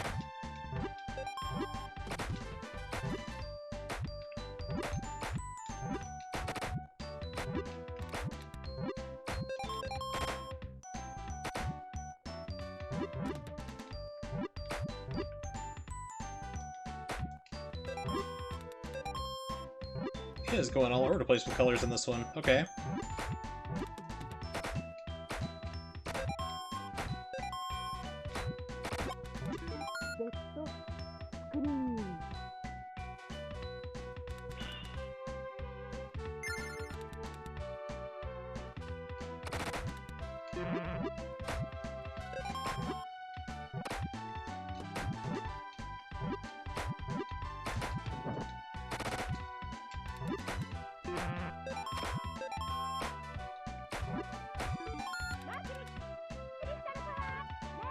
Let's see, the music is catchy. It's not bad. It's way better than the Sailor Moon R and the other one they had there, Sailor Moon. Just like the beat 'em ups, where it's just music does not match the game at all. Oh my! All right.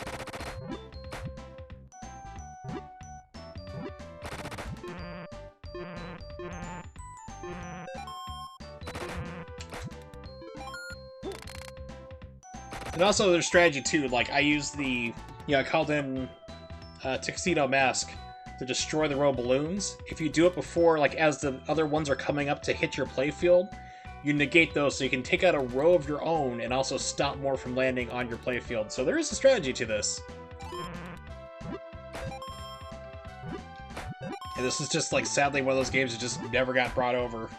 I don't think it would have done too well, to be honest, but it would have been nice to have had, you know.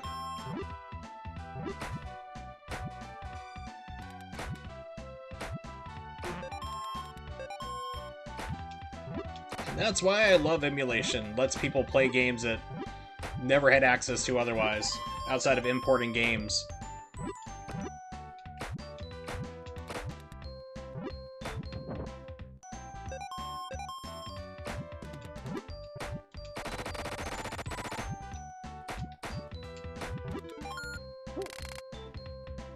Computer's like, I'm about to get flooded.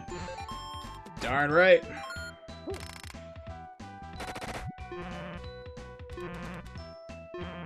Haha, I win. Okay, so I'm gonna get my arcade stick out. We're gonna play some Sailor Moon Arcade against my better judgment. But before that, I'm gonna take a quick break. Probably about 2 or 3 minutes. Gotta hit the restroom real fast. So I will be right back. Hang tight. I'll put up the BRB screen. Play some geeks for you. Be right back.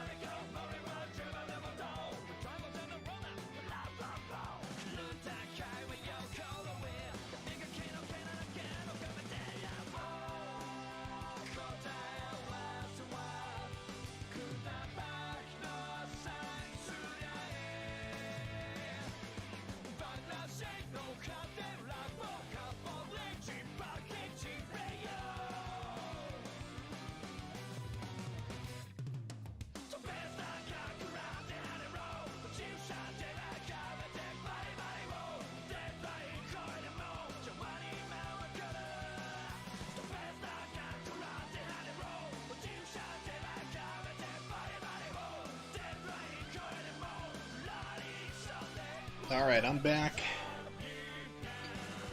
Unraveling my arcade stick.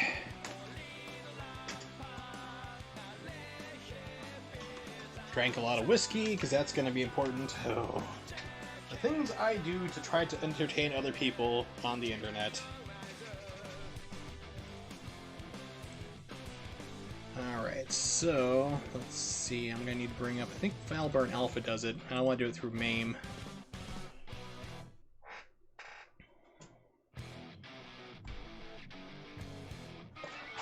Plug in the fight stick.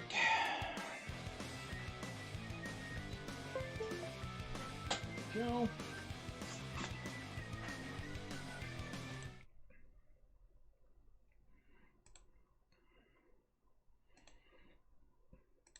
There we go. Okay. Yeah, so I have played this game. It's a Galloping Ghost.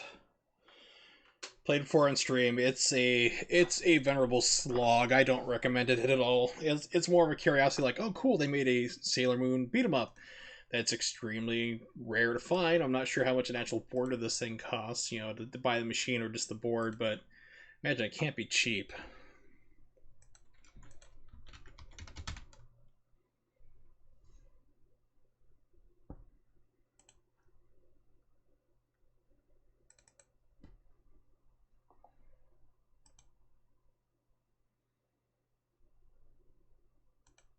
At my gaming inputs, I know you guys aren't looking at the best screen right now.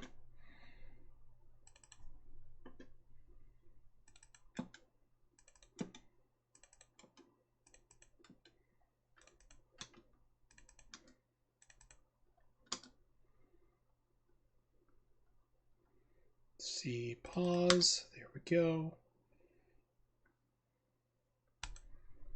And then save settings.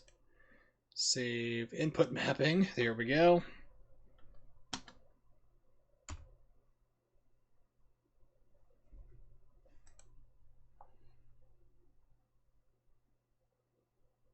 don't think there's dip switches for this either, which are probably physical on the board. See if I can set that to something on the keyboard. Hold on. Game inputs, diagnostics. Okay, so F2. There we go, okay. Free play on. In English. Normal difficulty, sound on attract. Looks all good. 1 coin, 1 play. Free play mode's on. Okay, good.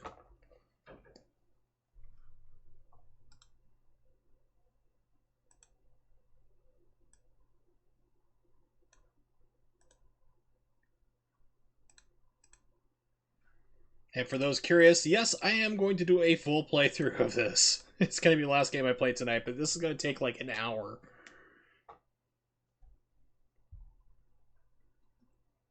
Ban Presto, responsible for so many anime games, like arcade games, are just terrible. Alright, so who should I play as? We'll leave this up to you guys. Jupiter on the far left. Amy second from the left. So basically, Jupiter, Amy, Sailor Moon, Ray, which is Sailor Mars, or Venus. So we got 1 for Jupiter. A man of taste. I like that. Jupiter's cool. She's my gal. Her and Ray. It's really kind of weird. Like, people like, I tell people like I like Ray, like Sailor Mars, and they're like, "Why? She's a real bitchy person." I'm like, that's just the American version. That's just like the first anime version, which is really not who she was as a character. Like, the original like show made her like into like, I can't be, my worth as a person is 0 unless I have a man on my side. And it's like, she wasn't like that at all in the original manga and the original story. So fortunately, Sailor Moon Crystal kind of corrected her story. You know, made her actually more respectable, not boy crazy. All right, going once. Going twice. Jupiter it is. You also let me know if I need to readjust the sound mixing. I'm not sure how loud it is.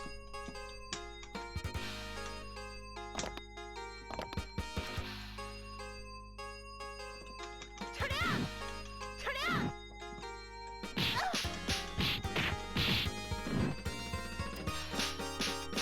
should be okay, hopefully. I don't know. It looks like it might be a little too loud. Let me knock that down a little bit.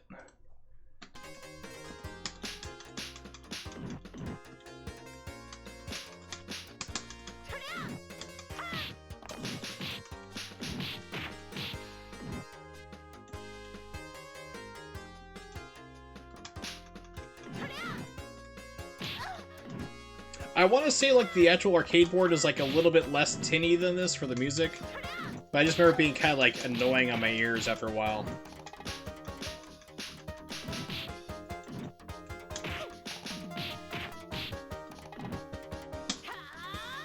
She's got some sweet breakdancing moves though, I'll give her that.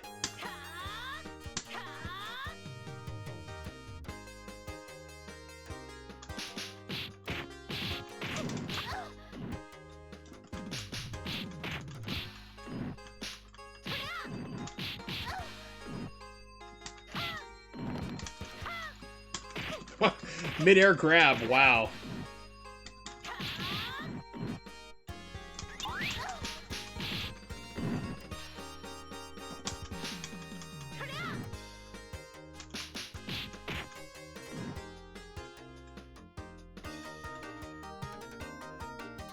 Castle of Pollux, okay.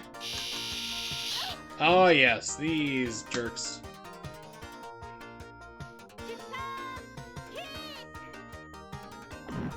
Don't actually see me do the kick, just to presume it happened.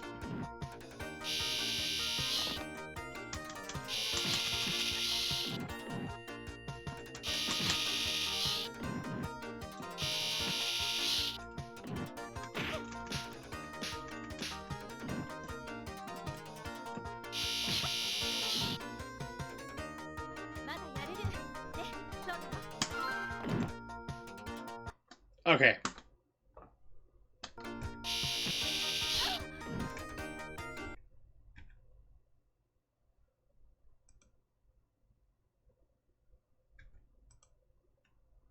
Game didn't like that. Hold on one second. Play recent. Here we go.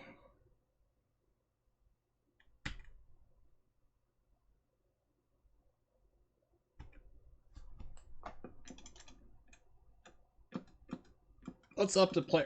You can only go up to 3? Oh no. Oh my. I was like, let's put on some more lives. I don't have to keep doing that over and over. No, I can't do that. Oh my. Okay.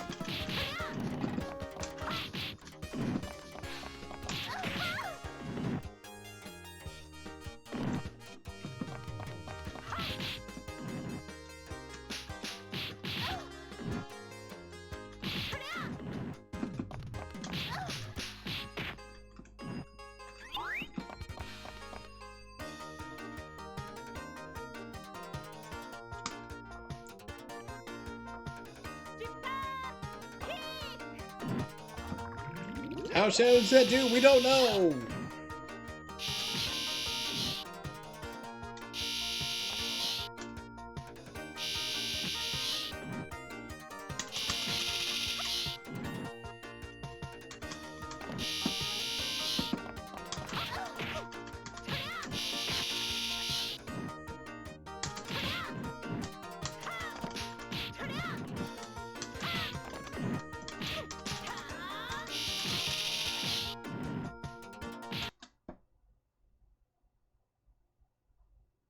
Okay, I got a notification from Twitch like, hey, we're having problems again. Like, please don't. You're not gonna let me pick up that crystal in order to get an extra special attack? Really, game? Oh, you jerks. Here's a free room clearing thing. Ha ha ha, we joke, you don't have time to pick it up. It was a humor joke. I didn't see if this is actually centered to screen. It's not! It's not even on there right. Oh my. Okay, so let's see. I got that there, so you don't have to see time and bottom. Let's adjust this a little bit better.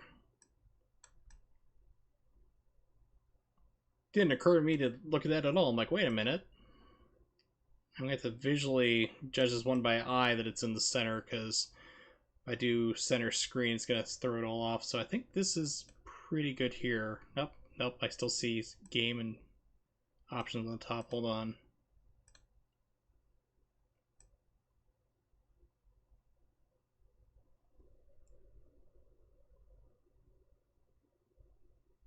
There we go. Okay, so that should be just about center, looks like.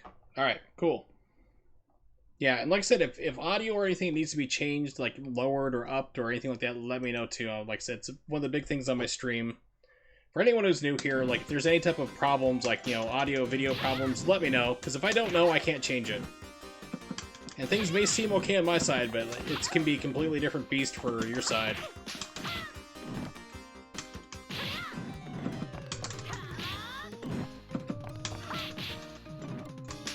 Okay, perfect.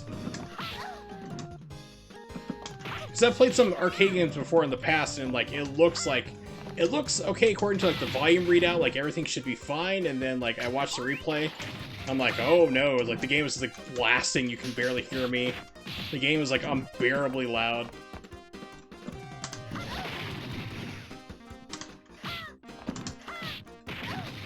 That still hits me? Really?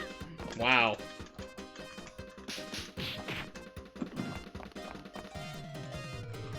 He was like, you stop the person from attacking, it's still gonna hurt you.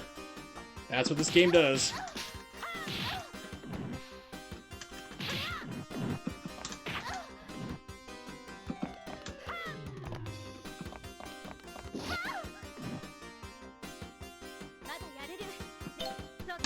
Yes! She's got it. Oh yeah, baby, she's got it. She's your Venus, she's your fire, she's your desire.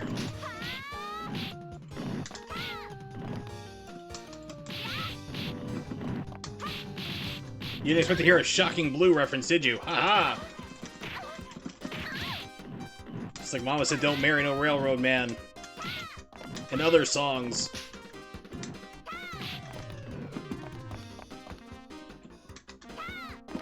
Oh yeah, it's a great song, even to this day. Holds up.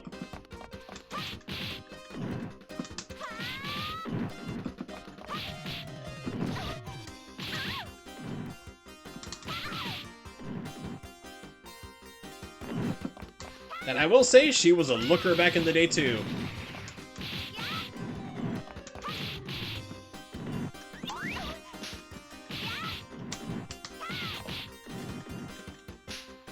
Oh yeah, 60s version, not Bananarama. No.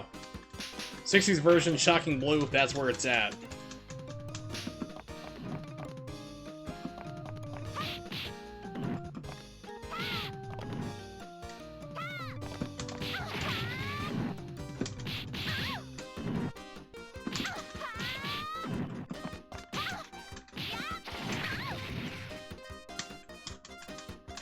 There we go. It's like, let me get this.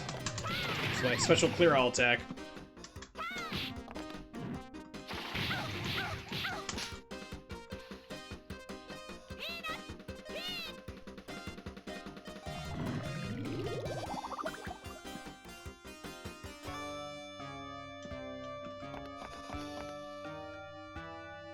Morga.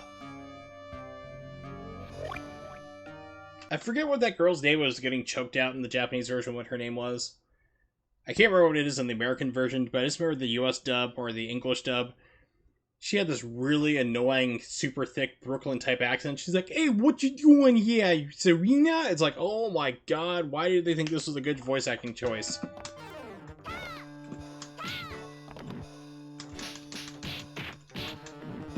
Sound like you've been drinking a lot. You have brain damage, and from New York. In fact, not actually what New Yorkers sound like, but like a very big caricature of what we think they would sound like.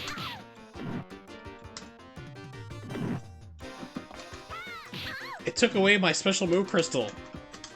Really? Wow. This game, I forgot about it. She played the Mega Man? Oh my gosh, really? That I did not know that. That is awesome. But yeah, I just remember like hearing that in the US dub, I'm like, what is with this voice?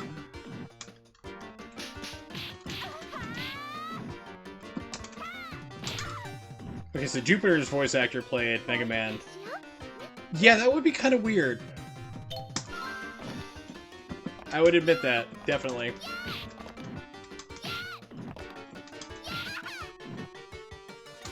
But she had the kind of like, you know, she was kind of playing on the manly stereotype, I guess. Maybe the voice actors at the time or the director said like she's kind of like a tomboyish character, you know, so play her like a little more huskier and boyish in tone, I guess, or something like that. But I don't know, that'd be kind of interesting. Have I played the Super Nintendo RPG? Yes, I have. Actually, I talked about that earlier. I didn't play it on stream, but I actually own it. Not translated. I actually have the Super Famicom cart, but I have played it through that way, not really knowing what I was doing a whole lot, because my Japanese is not that great anymore, and I can barely read it. But I do have a translated ROM that I will probably play through sometime.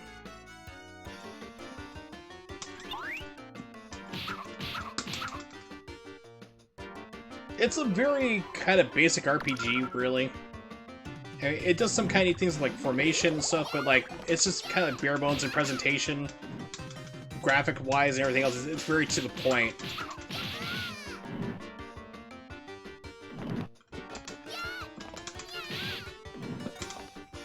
It wasn't bad, but it's just like okay, it's an RPG. You have some tactics and like how you arrange your team into formation and so forth.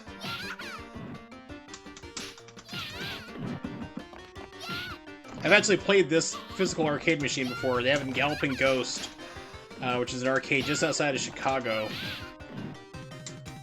But, yeah. It's like, this game is just not good. Mercury, which everybody thinks is best girl. Sorry, but Ray and Jupiter are best girl. It's a tie.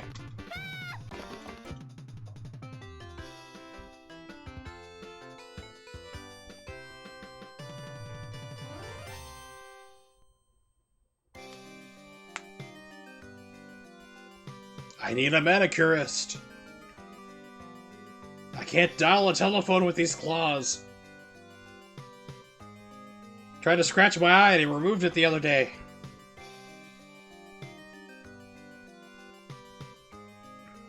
I'm not sure if I should hit a button or... Cause it's been like 3 or 4 years since I last played through this arcade game. Oh, there we go. It takes some time. Alright, so that was a thing.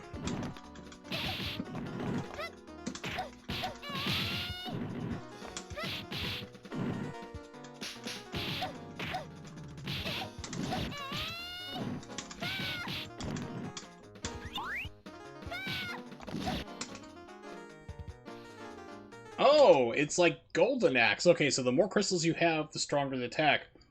Forgot entirely about that. I was thinking, like, it just lets you do it multiple times. No, it's Golden Axe that multiplies.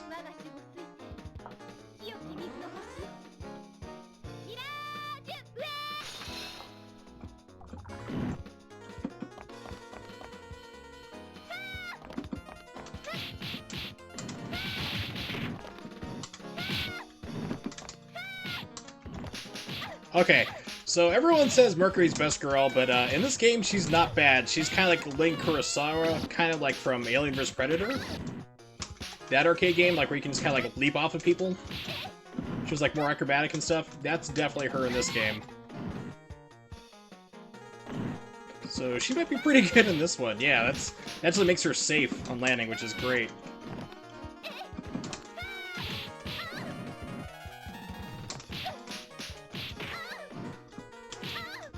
Why?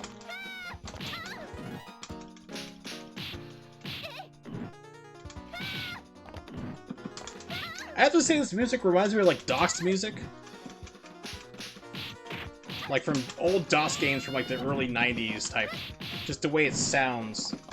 Like a Sound Blaster game.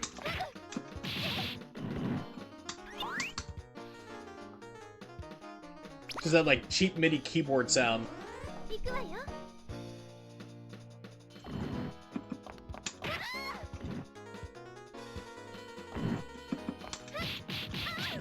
Oh my.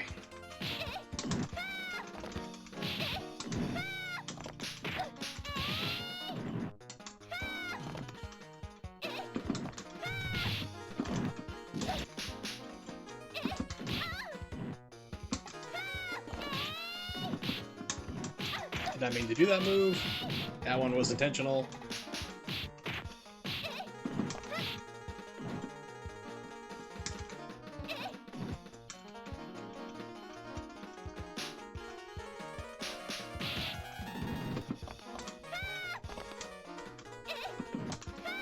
I swear, it sounds like a part like somebody just like fell asleep or left their cat on the Casio keyboard MIDI controller.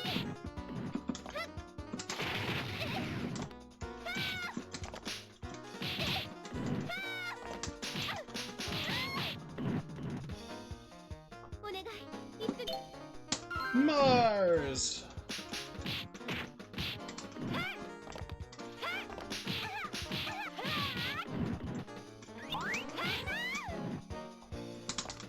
Why?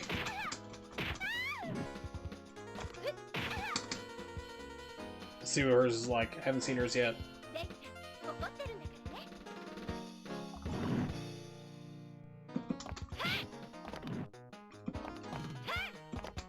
Oh, that was like a momentum killer.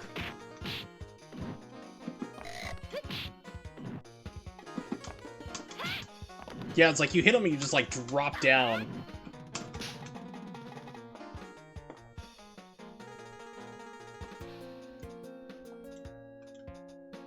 So we go from like a neighborhood to like, I guess it's a junkyard? Yep, junkyard. Oh my.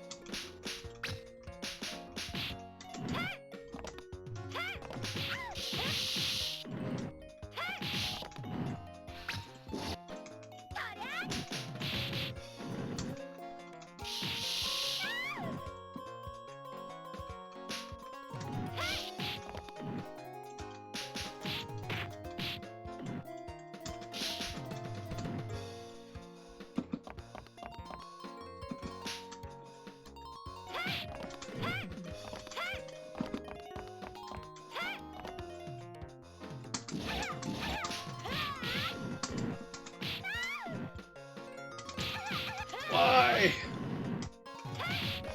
There we go.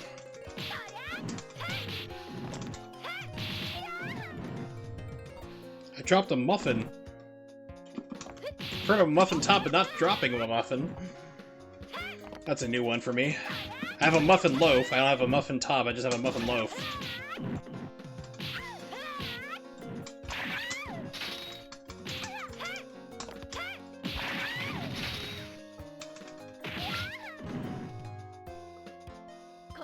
Alright, back to Jupiter. The Brawler. Yeah, she just like jumps through them. Like everybody else, like, well, I said Venus or Mercury was kind of cool. Like she jumped back, she was kind of safe. Whoa, I gotta. How did I do that?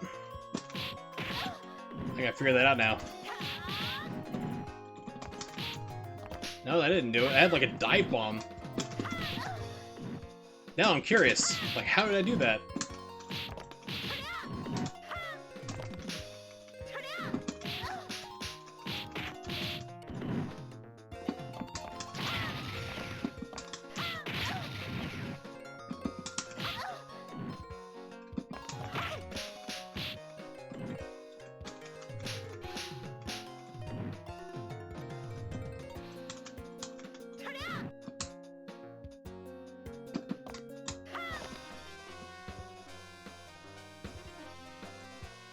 Tulin.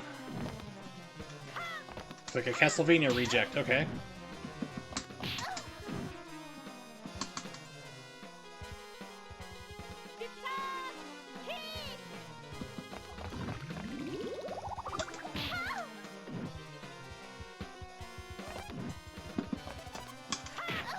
Wow, just smacked out of the air. Anti-air.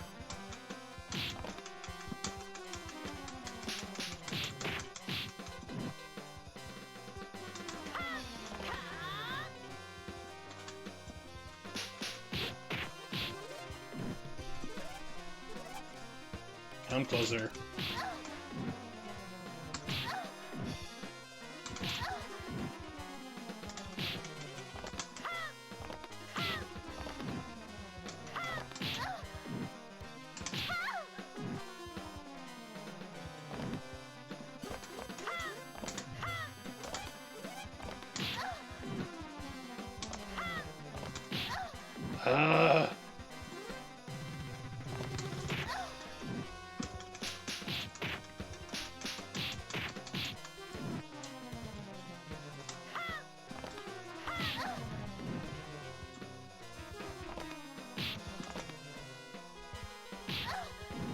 I wasn't even on the same line, come on.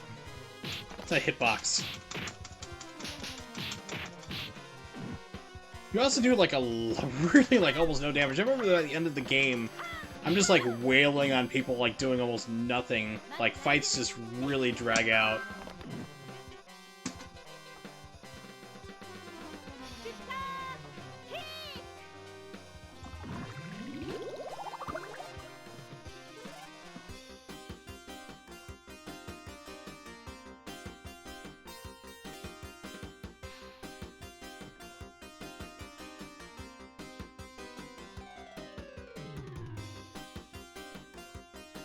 And I beat her there somehow. Don't ask questions, just go along and consume.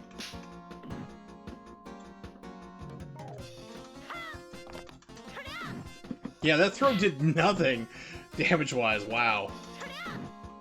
It's like, do you see, like, literally, see how much damage we're doing? Nothing, just about.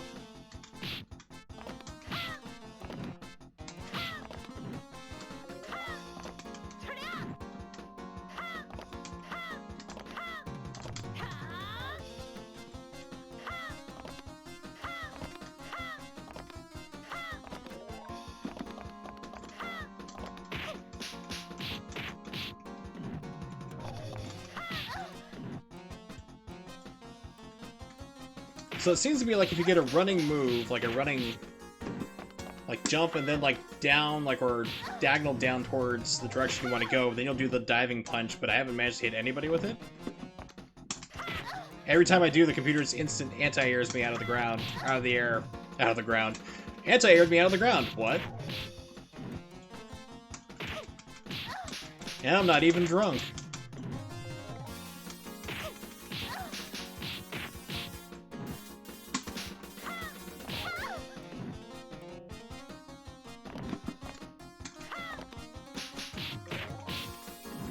Still not dead.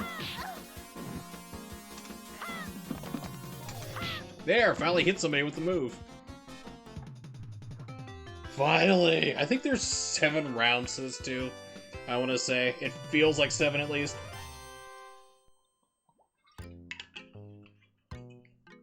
Drink more whiskey. Alright.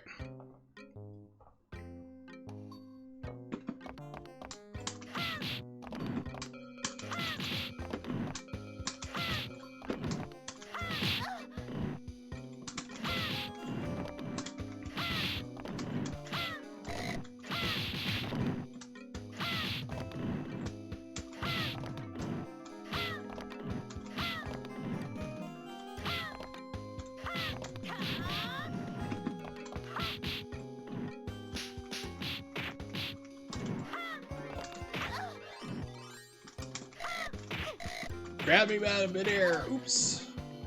Person just throw their head at me? Another way to get ahead of life. Pick it up? No. I was like, oh, maybe I can pick it up and use it as a weapon. Be really macabre. No. Maybe best Yorick impersonation. Alas, still as Yorick. My friend.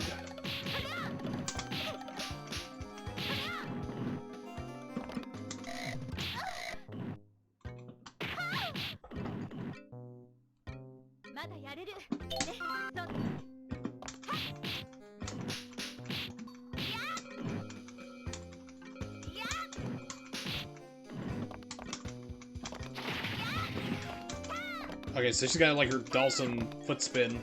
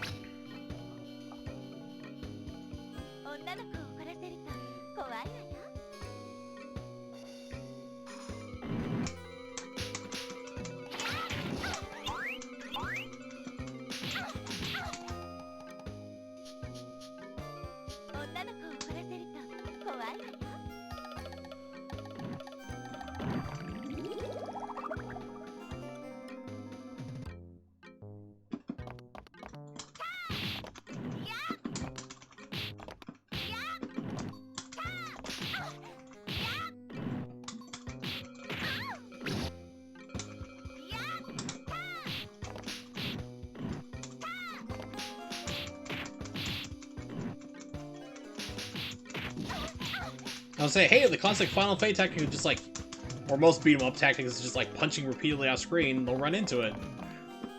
Really? Didn't work on that one, okay.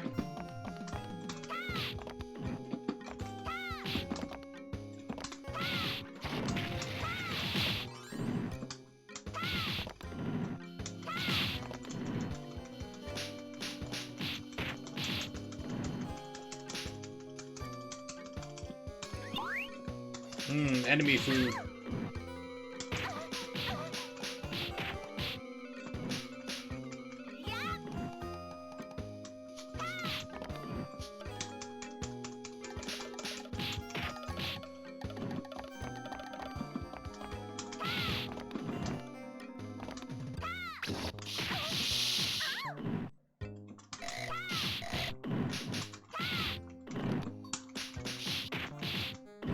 See if I can get everybody grouped up.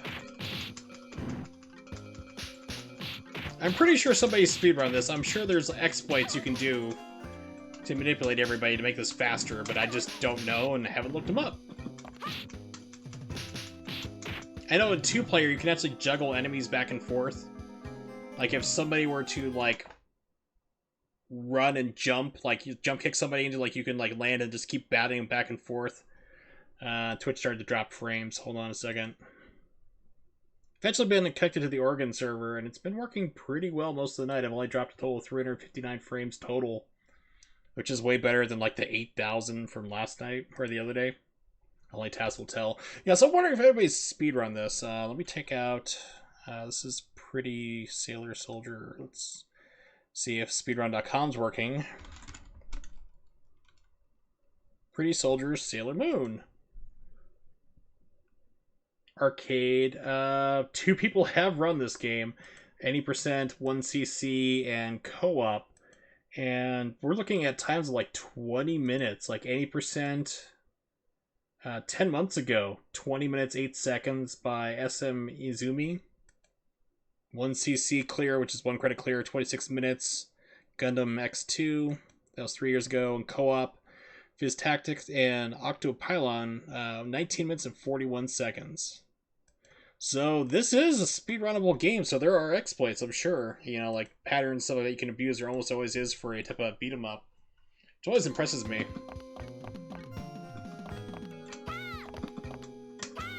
I mean, I used to be able to like 1cc like fighting games in the arcade.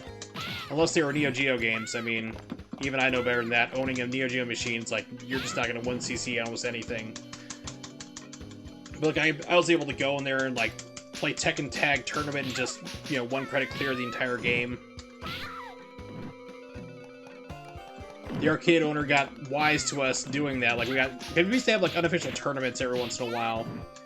I said arcade was the place to go when we got out of high school. It was like, you know, done with school for the day. We also had open campus too, so you could leave for lunch, you know, if you wanted to, or we also had open scheduling too, so like block scheduling. So certain days you'd have certain classes and the others ones you didn't. And every day you'd have one class you'd have like a free or open period. So I got really lucky with mine. A lot of times mine were at the start of the day, so I basically got to sleep in extra for the other kids. It's like, suck it. So, you know, like I got to, like, it's everyone had to be at school like 8 o'clock in the morning. I had to show up to like 10. It was nice. And then my senior year, I was there because I left my junior year, got credit for it, came back senior year. I arranged to have my last one at the end of the day. So I got done with school like at 1 o'clock in the afternoon. Everyone had to stay there till 3. It was nice. So I would just basically go to the arcade and play, you know. So I'd drive my own car to get there, my ghetto van. And eventually my friends would show up. Like, some of my friends didn't have a class with me as well, so, like, or at the end of the day, so they'd hang out. For me, oh, that's right, it wasn't every day at the end I had it off, but like, every other day. Because, like, we had, like, band, for whatever reason, they had band as the last class of the day, and that alternated. So, the days where I didn't have band, I got out, like, 2 hours early. So, either I'd be at the arcade by myself, or my friends would show up after they got out of school, or come over with me. And we'd just play, like, Tekken Tag Tournament, Marvel vs. Capcom Arcade, all sorts of stuff, and just have fun with it. Oh yeah, I told you this music was bad. Like, the Morgue brought up about Sailor Moon R, or Sailor Moon Super Nintendo having bad music. This beats it by far. It's like bad MIDI music. You can do some really cool stuff with MIDI, but this ain't it.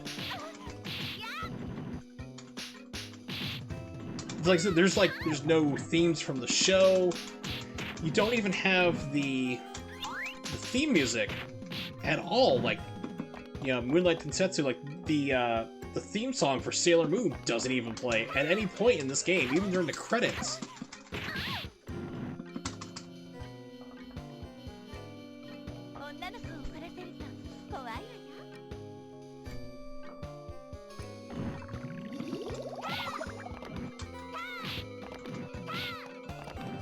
I mean, like, Sailor Moon R and Super Nintendo had, like, some weird kind of RPG-ish Chrono Trigger relaxing type music, and this is just... like I said, it reminds me a lot of, like, early DOS game music, like, games from, like, 94 or 93, around that time period. You had, like, Sound Blaster, and you had to pick your different sound card to get music, and it'd just be some kind of bad MIDI driver. That's what it really kind of reminds me of.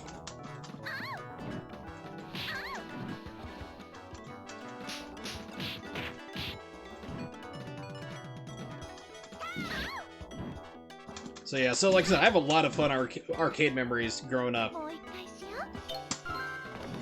Arcades were a lot of fun.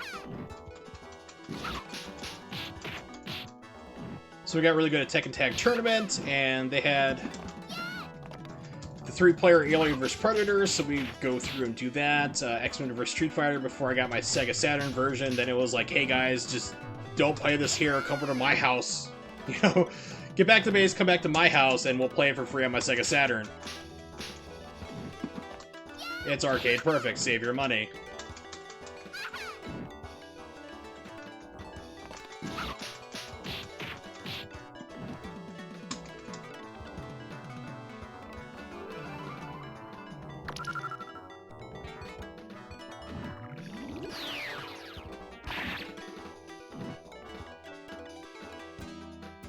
So did someone just, like, let their cat on the keyboard or something at parts? I'm just really confused. Like, before the Tuxedo Mask part here, it's like, what happened with the music? What is going on? Keyboard Cat, before Keyboard Cat was cool. Keyboard Cat played better.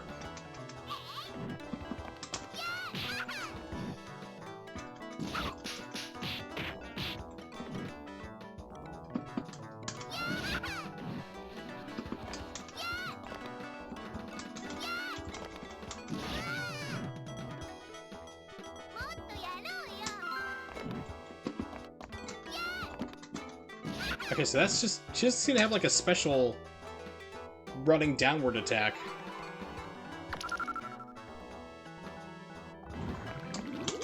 Yeah, it's just that. It's like a running drop kick.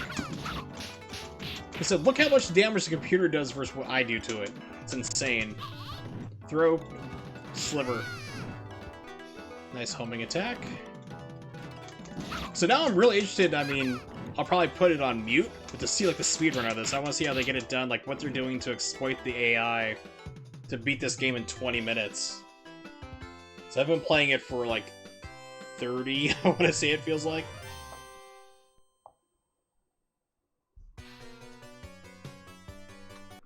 Hold on. Looks like it might be dropping frames. So it's weird. It's like Twitch is giving me notifications like, hey, we're getting errors. We're having problems with our server. We're experiencing server instability. But it's not dropping frames. It's recovering for the most part. So I'm not sure what it's doing.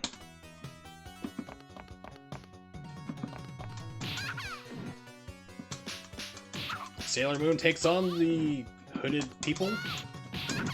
Wow, okay, so her running dive kick really leaves her not safe. I said Mercury is best girl for this game. Not in my opinion. You know, overall series, but at least in this game.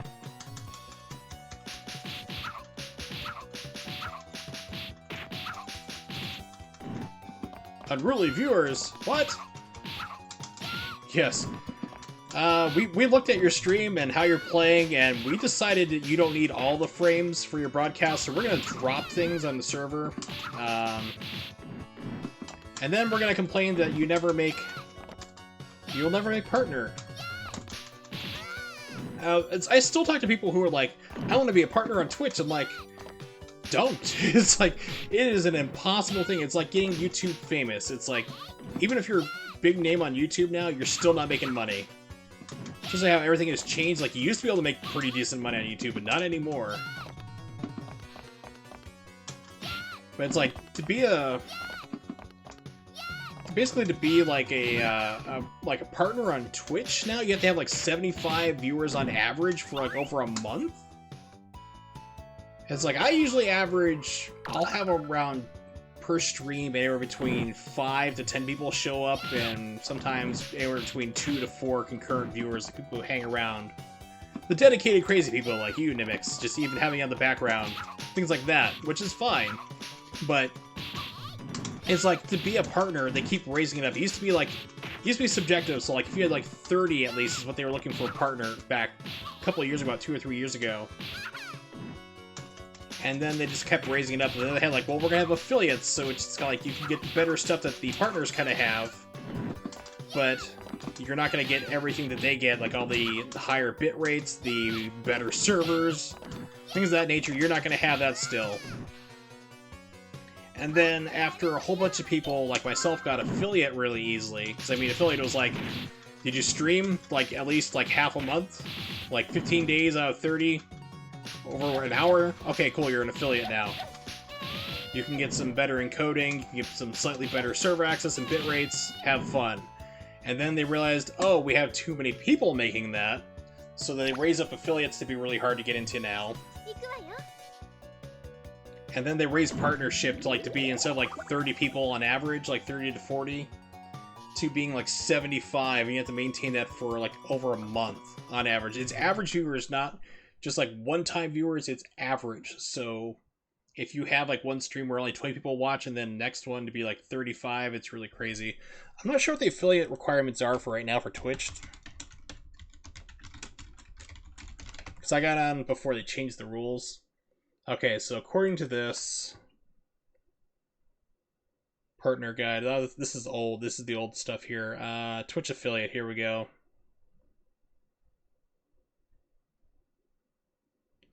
Had to have at least 50 followers over the last 30 days. And over the last 30 days. Okay, let's try this here. Let's English.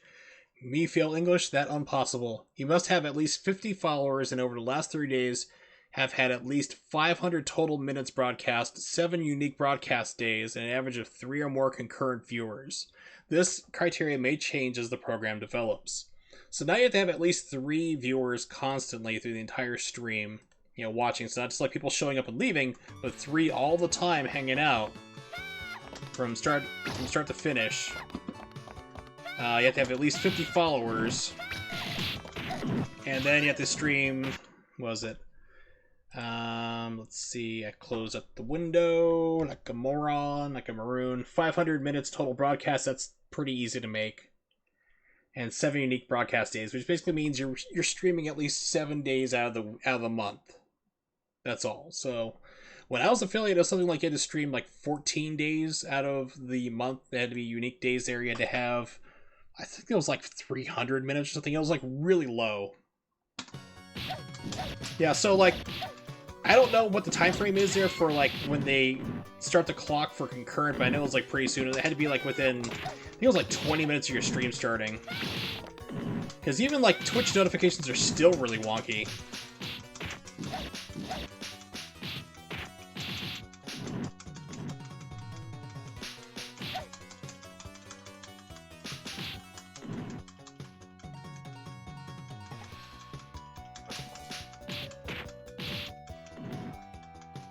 Yeah, but it was all over the place. I mean, now it's hard to get affiliate, but like partner is even crazier. Let's see, didn't have that selected. So that's for affiliate. Partner requirements 2019.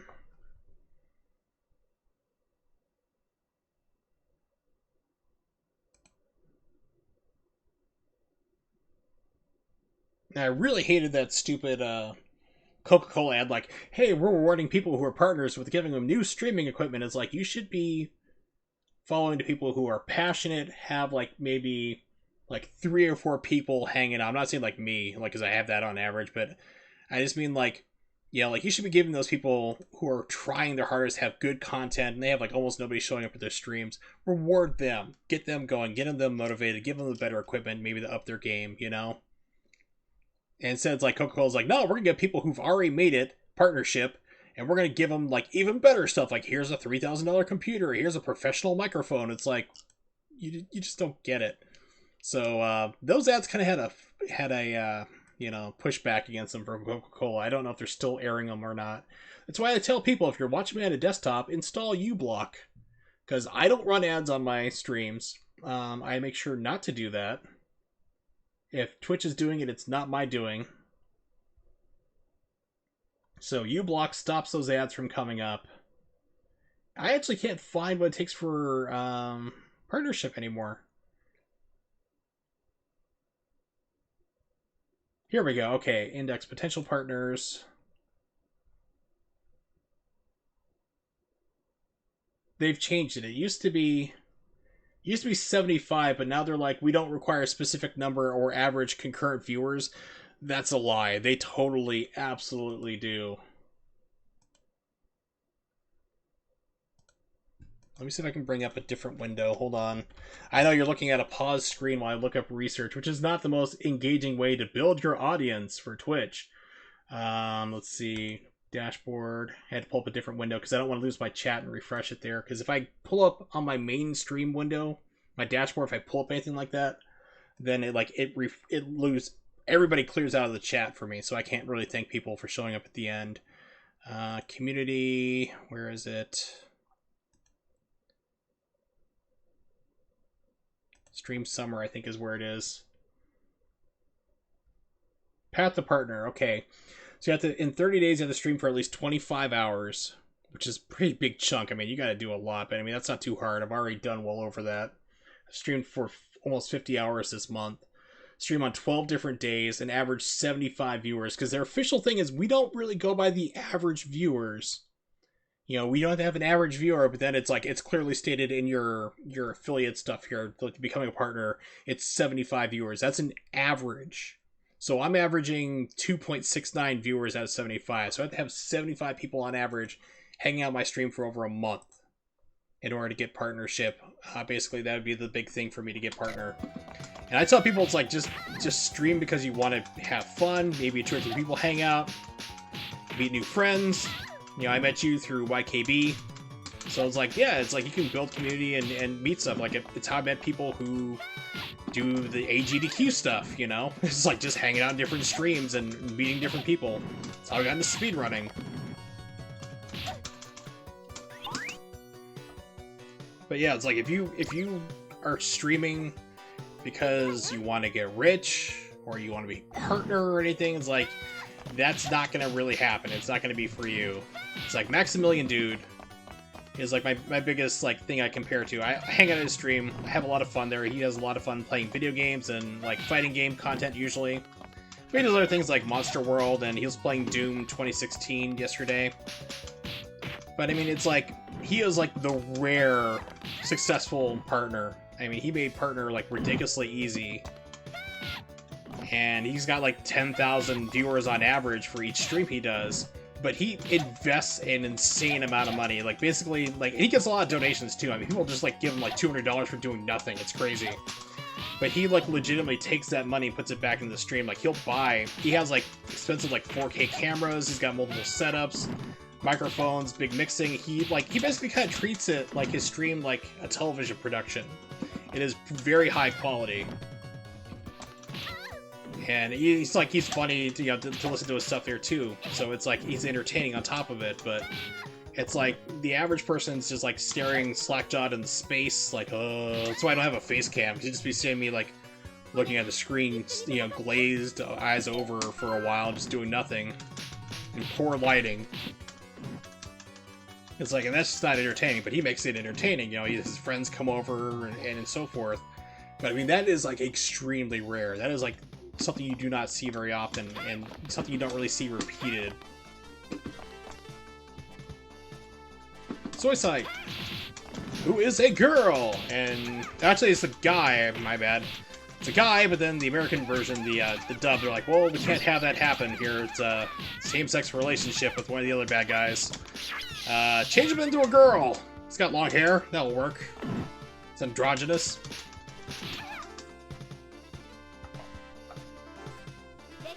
Which, thankfully, once again, Sailor Moon, Crystal fixed. They're like, nope, Zoisite is a guy. You gotta deal with it.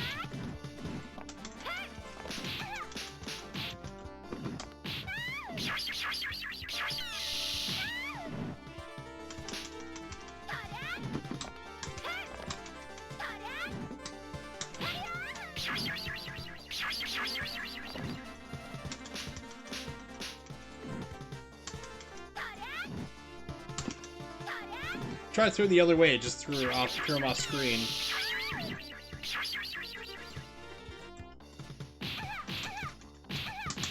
Sorry, sight, stop it.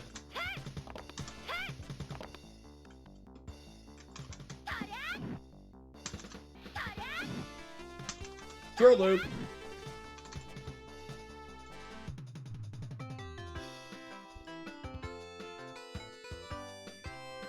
It's like YouTube has gotten even worse for partnership, like in advertising and revenue, and it's just insane. It's like, I know people who used to make a pretty decent amount of money off of YouTube, and they're getting jobs again because they just can't get in the advertising money. It's so rigged against them. They're paying out less than what they used to do. And it's insane. YouTube keeps finding insane, asinine bullshit reasons to like demonetize videos. And once again, like YouTube, there's no way to appeal it or anything else. It's like, this video has been deemed unsuitable for advertisement. Why? Can't find an answer about it. They're like, well, you just need to change your content, become advertiser friendly. It's like, I uploaded 10 minutes of static, like, without voiceover. It's like, how is this unsuitable for advertisers? Like, how is this violating community guidelines? They're like, well, too bad. It's like the same thing for like copyright problems too. Like, I've been trying to, it's really weird. Like, I uploaded a really super obscure, rare, hard to find anime movie about 6 months ago to my YouTube channel. It's called Future War 1980X, and I have the Japanese version uploaded. It's like, it's uncut, it's really hard to find it. That uploaded no problem. I've never had a problem with Toei, the actual copyright holders. They don't care. Now, I tried to upload the American version, which is also like the English dub, which is also still very hard to find. And that gets blocked instantly by YouTube. In the middle of the upload, they're like, this violates our terms of service agreements. And there's no way you can appeal it at all. It's like, there's no reason, like, you can't say, like, why is this being blocked? Who can I talk to about it? Can you tell me why it's being blocked? Is it for content, which doesn't make sense because it's a cut version It's like 30 minutes shorter edited than the Japanese version I uploaded. There's no nudity, graphic violence, anything like that, and they're just like, nope, violates our community guidelines. Like, I'm trying to upload porn or something. I'm like, what? And people have asked me, like, on the first one I put, the Japanese one, they're like, you put up the English version too? I'm like, I've tried.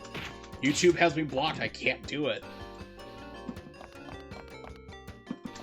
They're like, well, who do you appeal to? It's like, you can't appeal.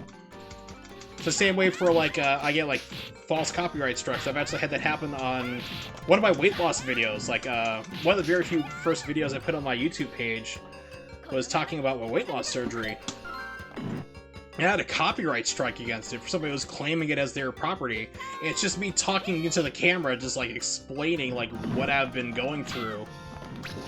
And, like, no music or anything. And they're like, nope. I'm like, I tried to fight the copyright holder, and they're like, no, they're monetizing your video, and they're gonna get any money off it, which, like, nobody's seen it. Like, 12 people have seen it anyway. It's like, well, what's the point of this? And, like, I still to this day, like, have somebody else claimed copyright to me talking about weight loss surgery. Because that's, like, how busted YouTube's system is. And unfortunately, there's nothing you can do about it. So what really bugs me too is that people are like, well, we need to create our own YouTube. It's like, you realize how much money it costs to make a video streaming site? All the bandwidth you need, servers, and everything else. It's like, YouTube is a monopoly, and there is no other competition. People say BitChute, but I mean, it's like, literally, like, it's poorly designed. Video is not allowed to be in HD. You can't have HD video on it. So everything looks like garbage. It's just like, it's not the way to go. And people are like, well, this is the best way to go. People can pay you for your content. There's no other ads on there, so you entirely rely on people trying to donate for you if they like what you did. It's like, it's not an alternative to it. There is no other choice. You were stuck with YouTube or nothing. And it's like the same way with Twitch. It's like, you have Mixer, you have YouTube, which even for streaming here is still a pain in the butt because nothing archives. You cannot archive your streams off of YouTube. You can do it off of Twitch. I mean, that's what I do here. Like, I upload everything slowly. I'm about a month and a half behind currently. But if I were to stream just purely through YouTube, there's no record of after 4 hours, if you're not a, like, major partner with YouTube, your VODs go bye-bye. They just erase out. So you can't even save them off of there. Unless you're doing a local recording and record it up, like, and upload it that way.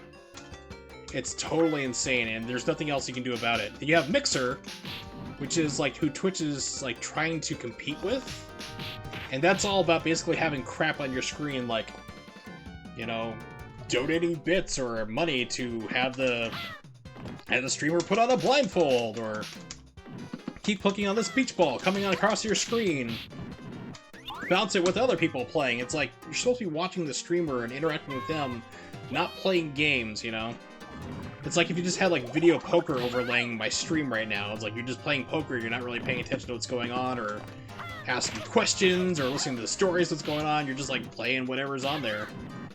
And that's the problem with Mixer. So YouTube and Twitch kind of screwed up that they don't really have real competitions, per se.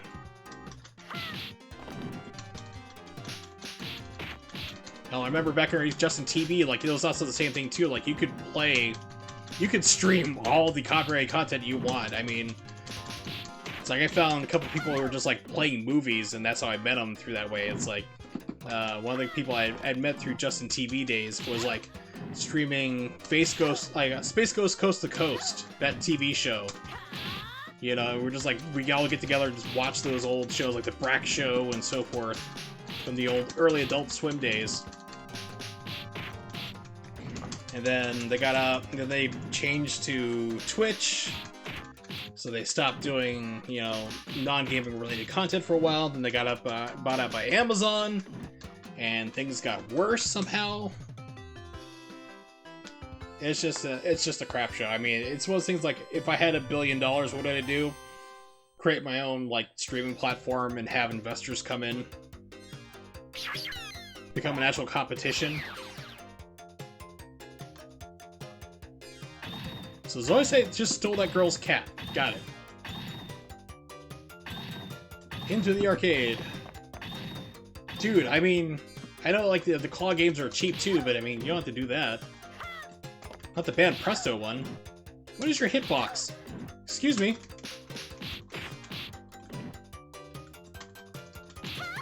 What is the hitbox on this thing? Does it have one? I know it has one. It has to. I hit it a couple times.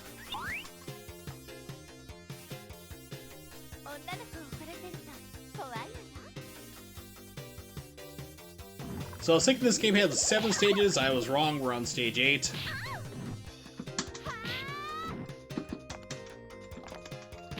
It's like, look at this! Oh my god! The hitbox on this thing is non-existent. You have to be directly lined up to it, but it can hit you when it's not. Like, I am right on its plane.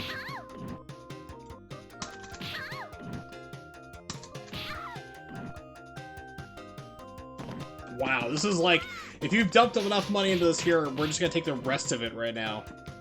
We're taking the rest of your money. There's nothing you can do. Hitboxes be damned.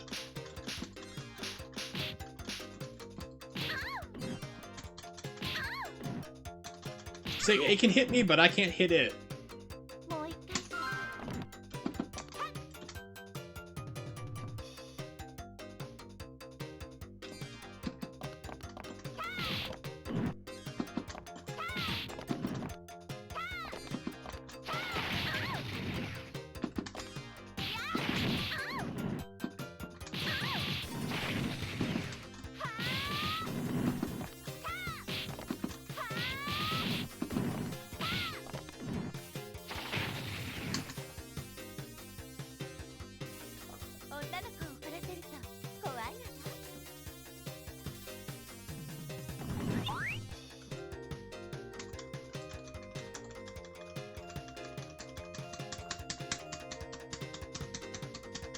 Come on, computer. There we go.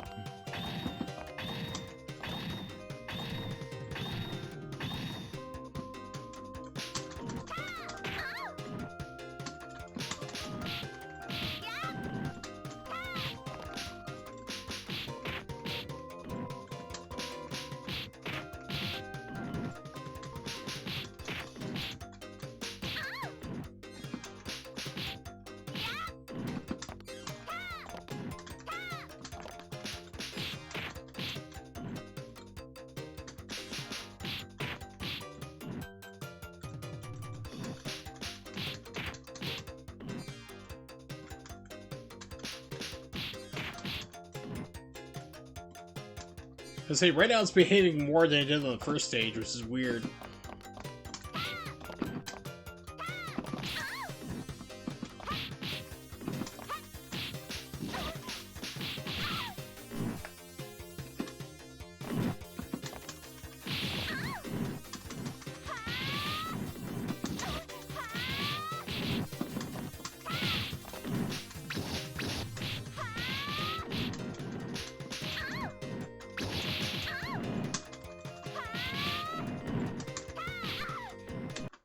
Hey Keiko, you want out? Hey kitty. Come here. What's up? Y'all done resting? Ready to go run wild in the cold, crappy weather? You be a good girl? Alright, let's put you down. Alright, let's try unplugging. I think my headset should be charged by now. Headphones. There you go. Cat out of the room. Back to the slog.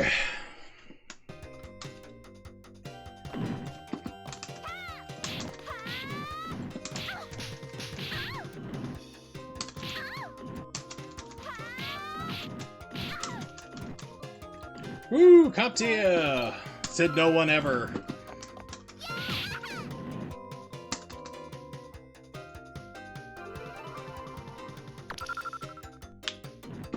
Like, woo! Coptia! I love these tests! I love these things! I can't wait to do it again in another 3 years! Nico!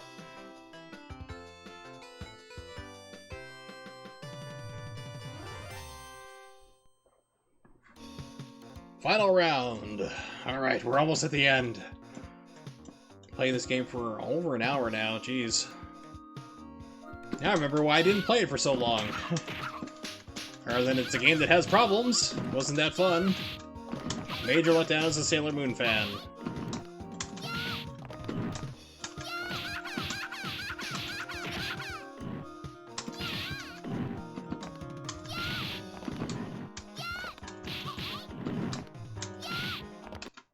Oh my god, why are they hitting off keys in this music? I mean, I have many questions. At first I thought, like, when I first came across this ROM, I was thinking, okay, it's gotta be like an unreleased game or something, like, this is like a prototype or something that never saw a major release. And then imagine my surprise, and it's an actual released game, but in very limited quantities. Didn't sell well, didn't have a high demand. And, like, I can understand why.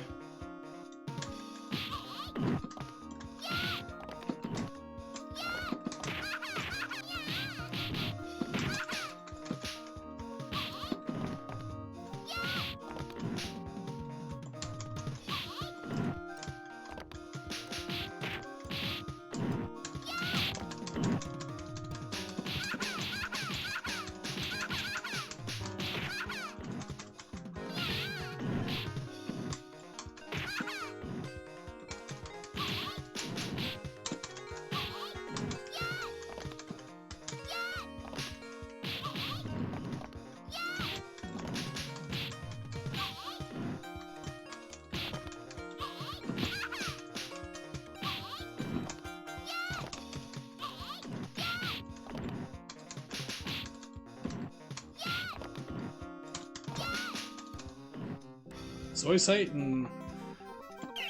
I can't remember who that is. Nephite, that's what it is, or... No, Zoisite and... Who was the other one? Couldn't make out what his name was spelled, like I've never seen it spelled that way before. But these are the two lovers!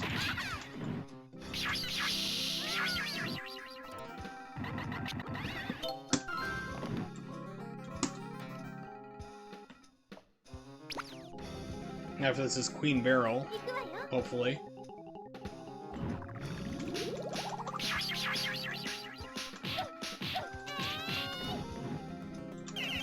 Okay, good. I can still put you in a stun loop when I'm not getting smashed. Throw a loop.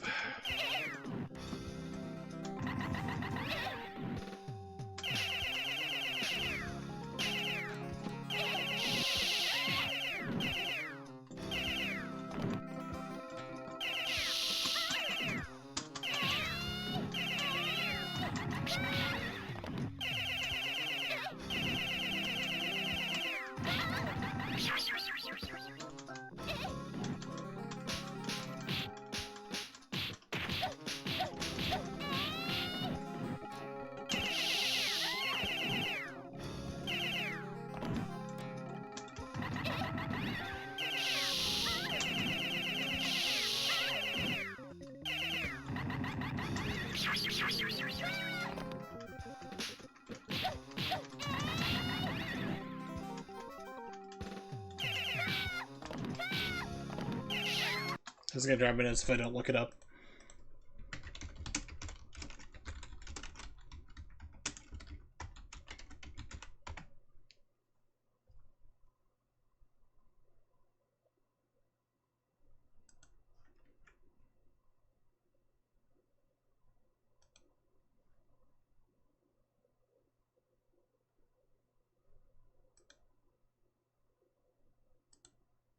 That didn't help at all.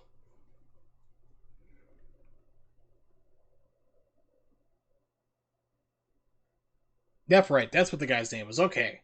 Yeah, so Zoisite and Nephrite. It's like, oh god, I think I also have Jediite as well, but Kunzite.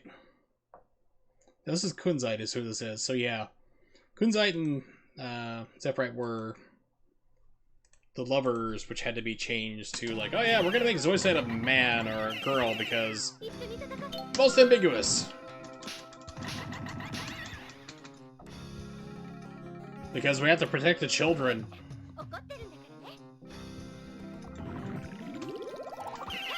We can't explain androgyny to children. At least not in this country. That's not acceptable.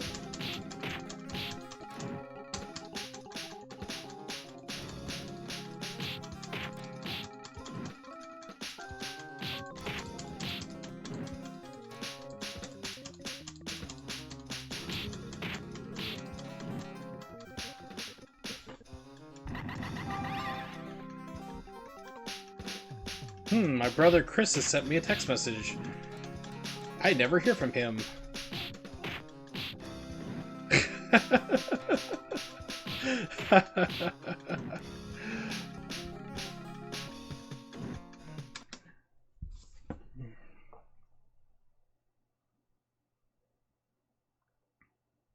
Sent me a picture of him being Chun-Li in Street Fighter 2. Got his butt kicked. So I wonder if he bought one of the machines.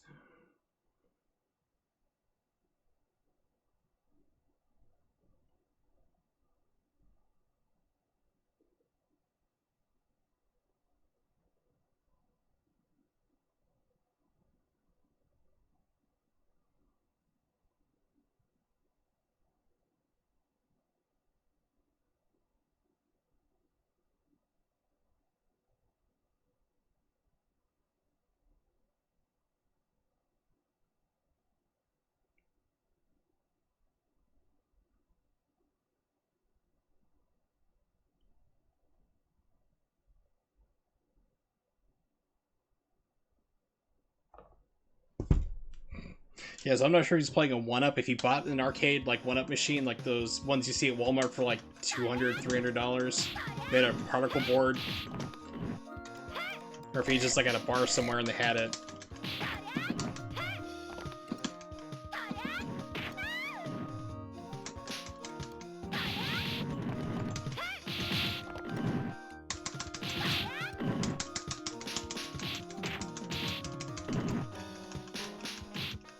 Oh my god, that music is terrible.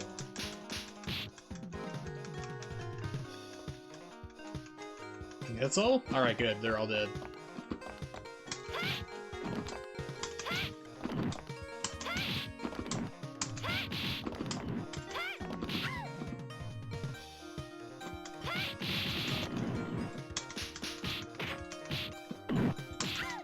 Oh, I was trying to keep everybody one side of the screen.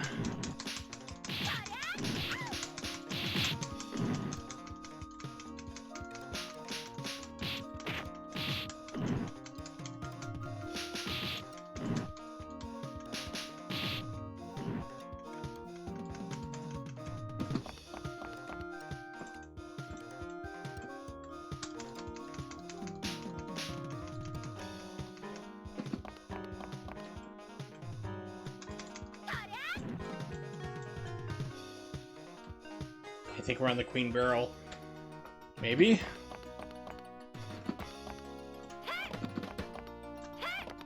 Yes, finally. Last boss. And she's gonna be a pain, I remember. It's an arcade bar. Played Street Fighter 2, X-Men vs. Street Fighter. Oh, Simpsons side-scroller thing.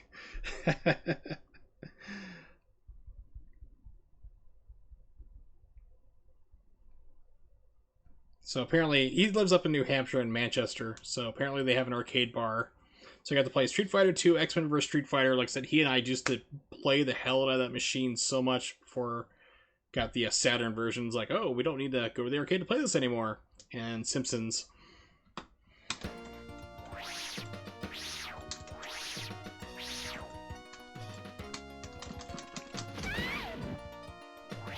So this is where if you have two players, you can cheese the hell out of Barrel, as long as you can, like, get her between you. And you can just, like, you know, bounce her back and forth and just wreck her.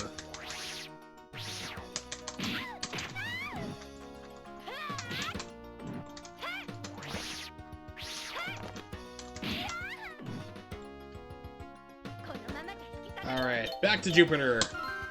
Must beat the game with Jupiter. And I just did the attack when she's off the screen. Great. Good job. It's like 15-year-old me was not impressed with getting my butt kicked.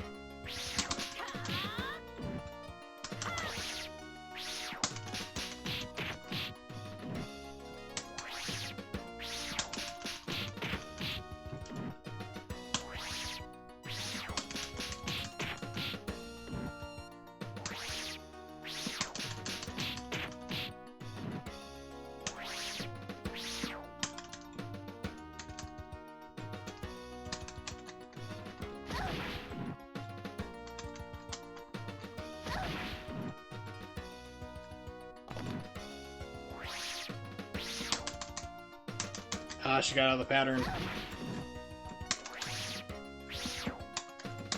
Twitch, don't drop frames at the last second now. Come on, be cool.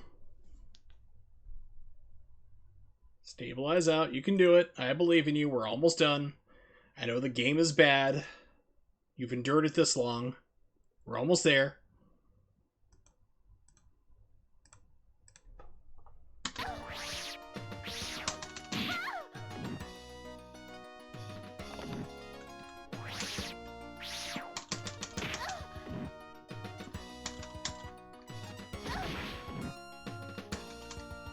Wow, off the ground grab.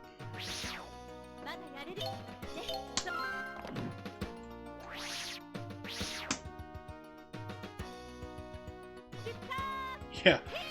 It's like, come on, I know this is a garbage game. We're almost done, I promise.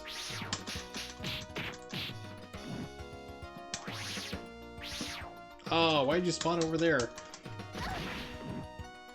I said 2-player is ridiculous in this fight. So literally, like, you land one person there. One person lands a hit.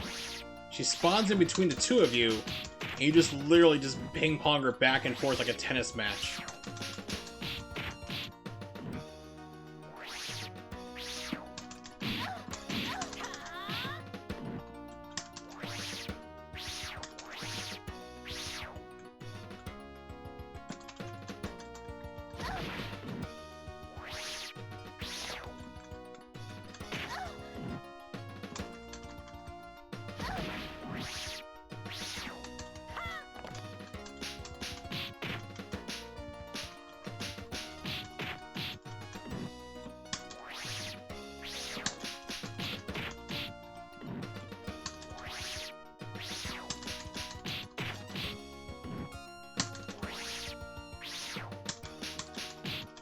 Finally!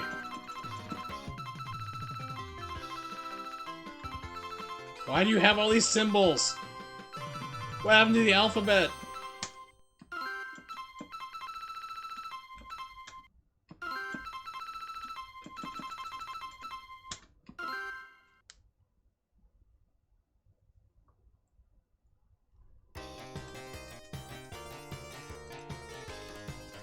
That's it. That's your ending. Game over. Sucker. After all that hard work, after all the thousands of dollars you probably dumped into it, not literally thousands of dollars, but yeah, just game over. Good luck. Have fun with that.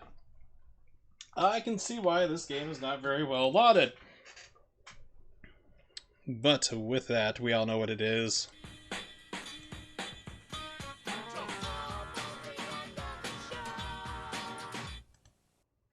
So thanks for hanging out, of course, once again here. Shoutouts to, of course, Nibix, Meowsdowser, is that like Rousdower? Oh, I hope it is. 004, then we had Super Black Gamer show up as well with the follow, very cool.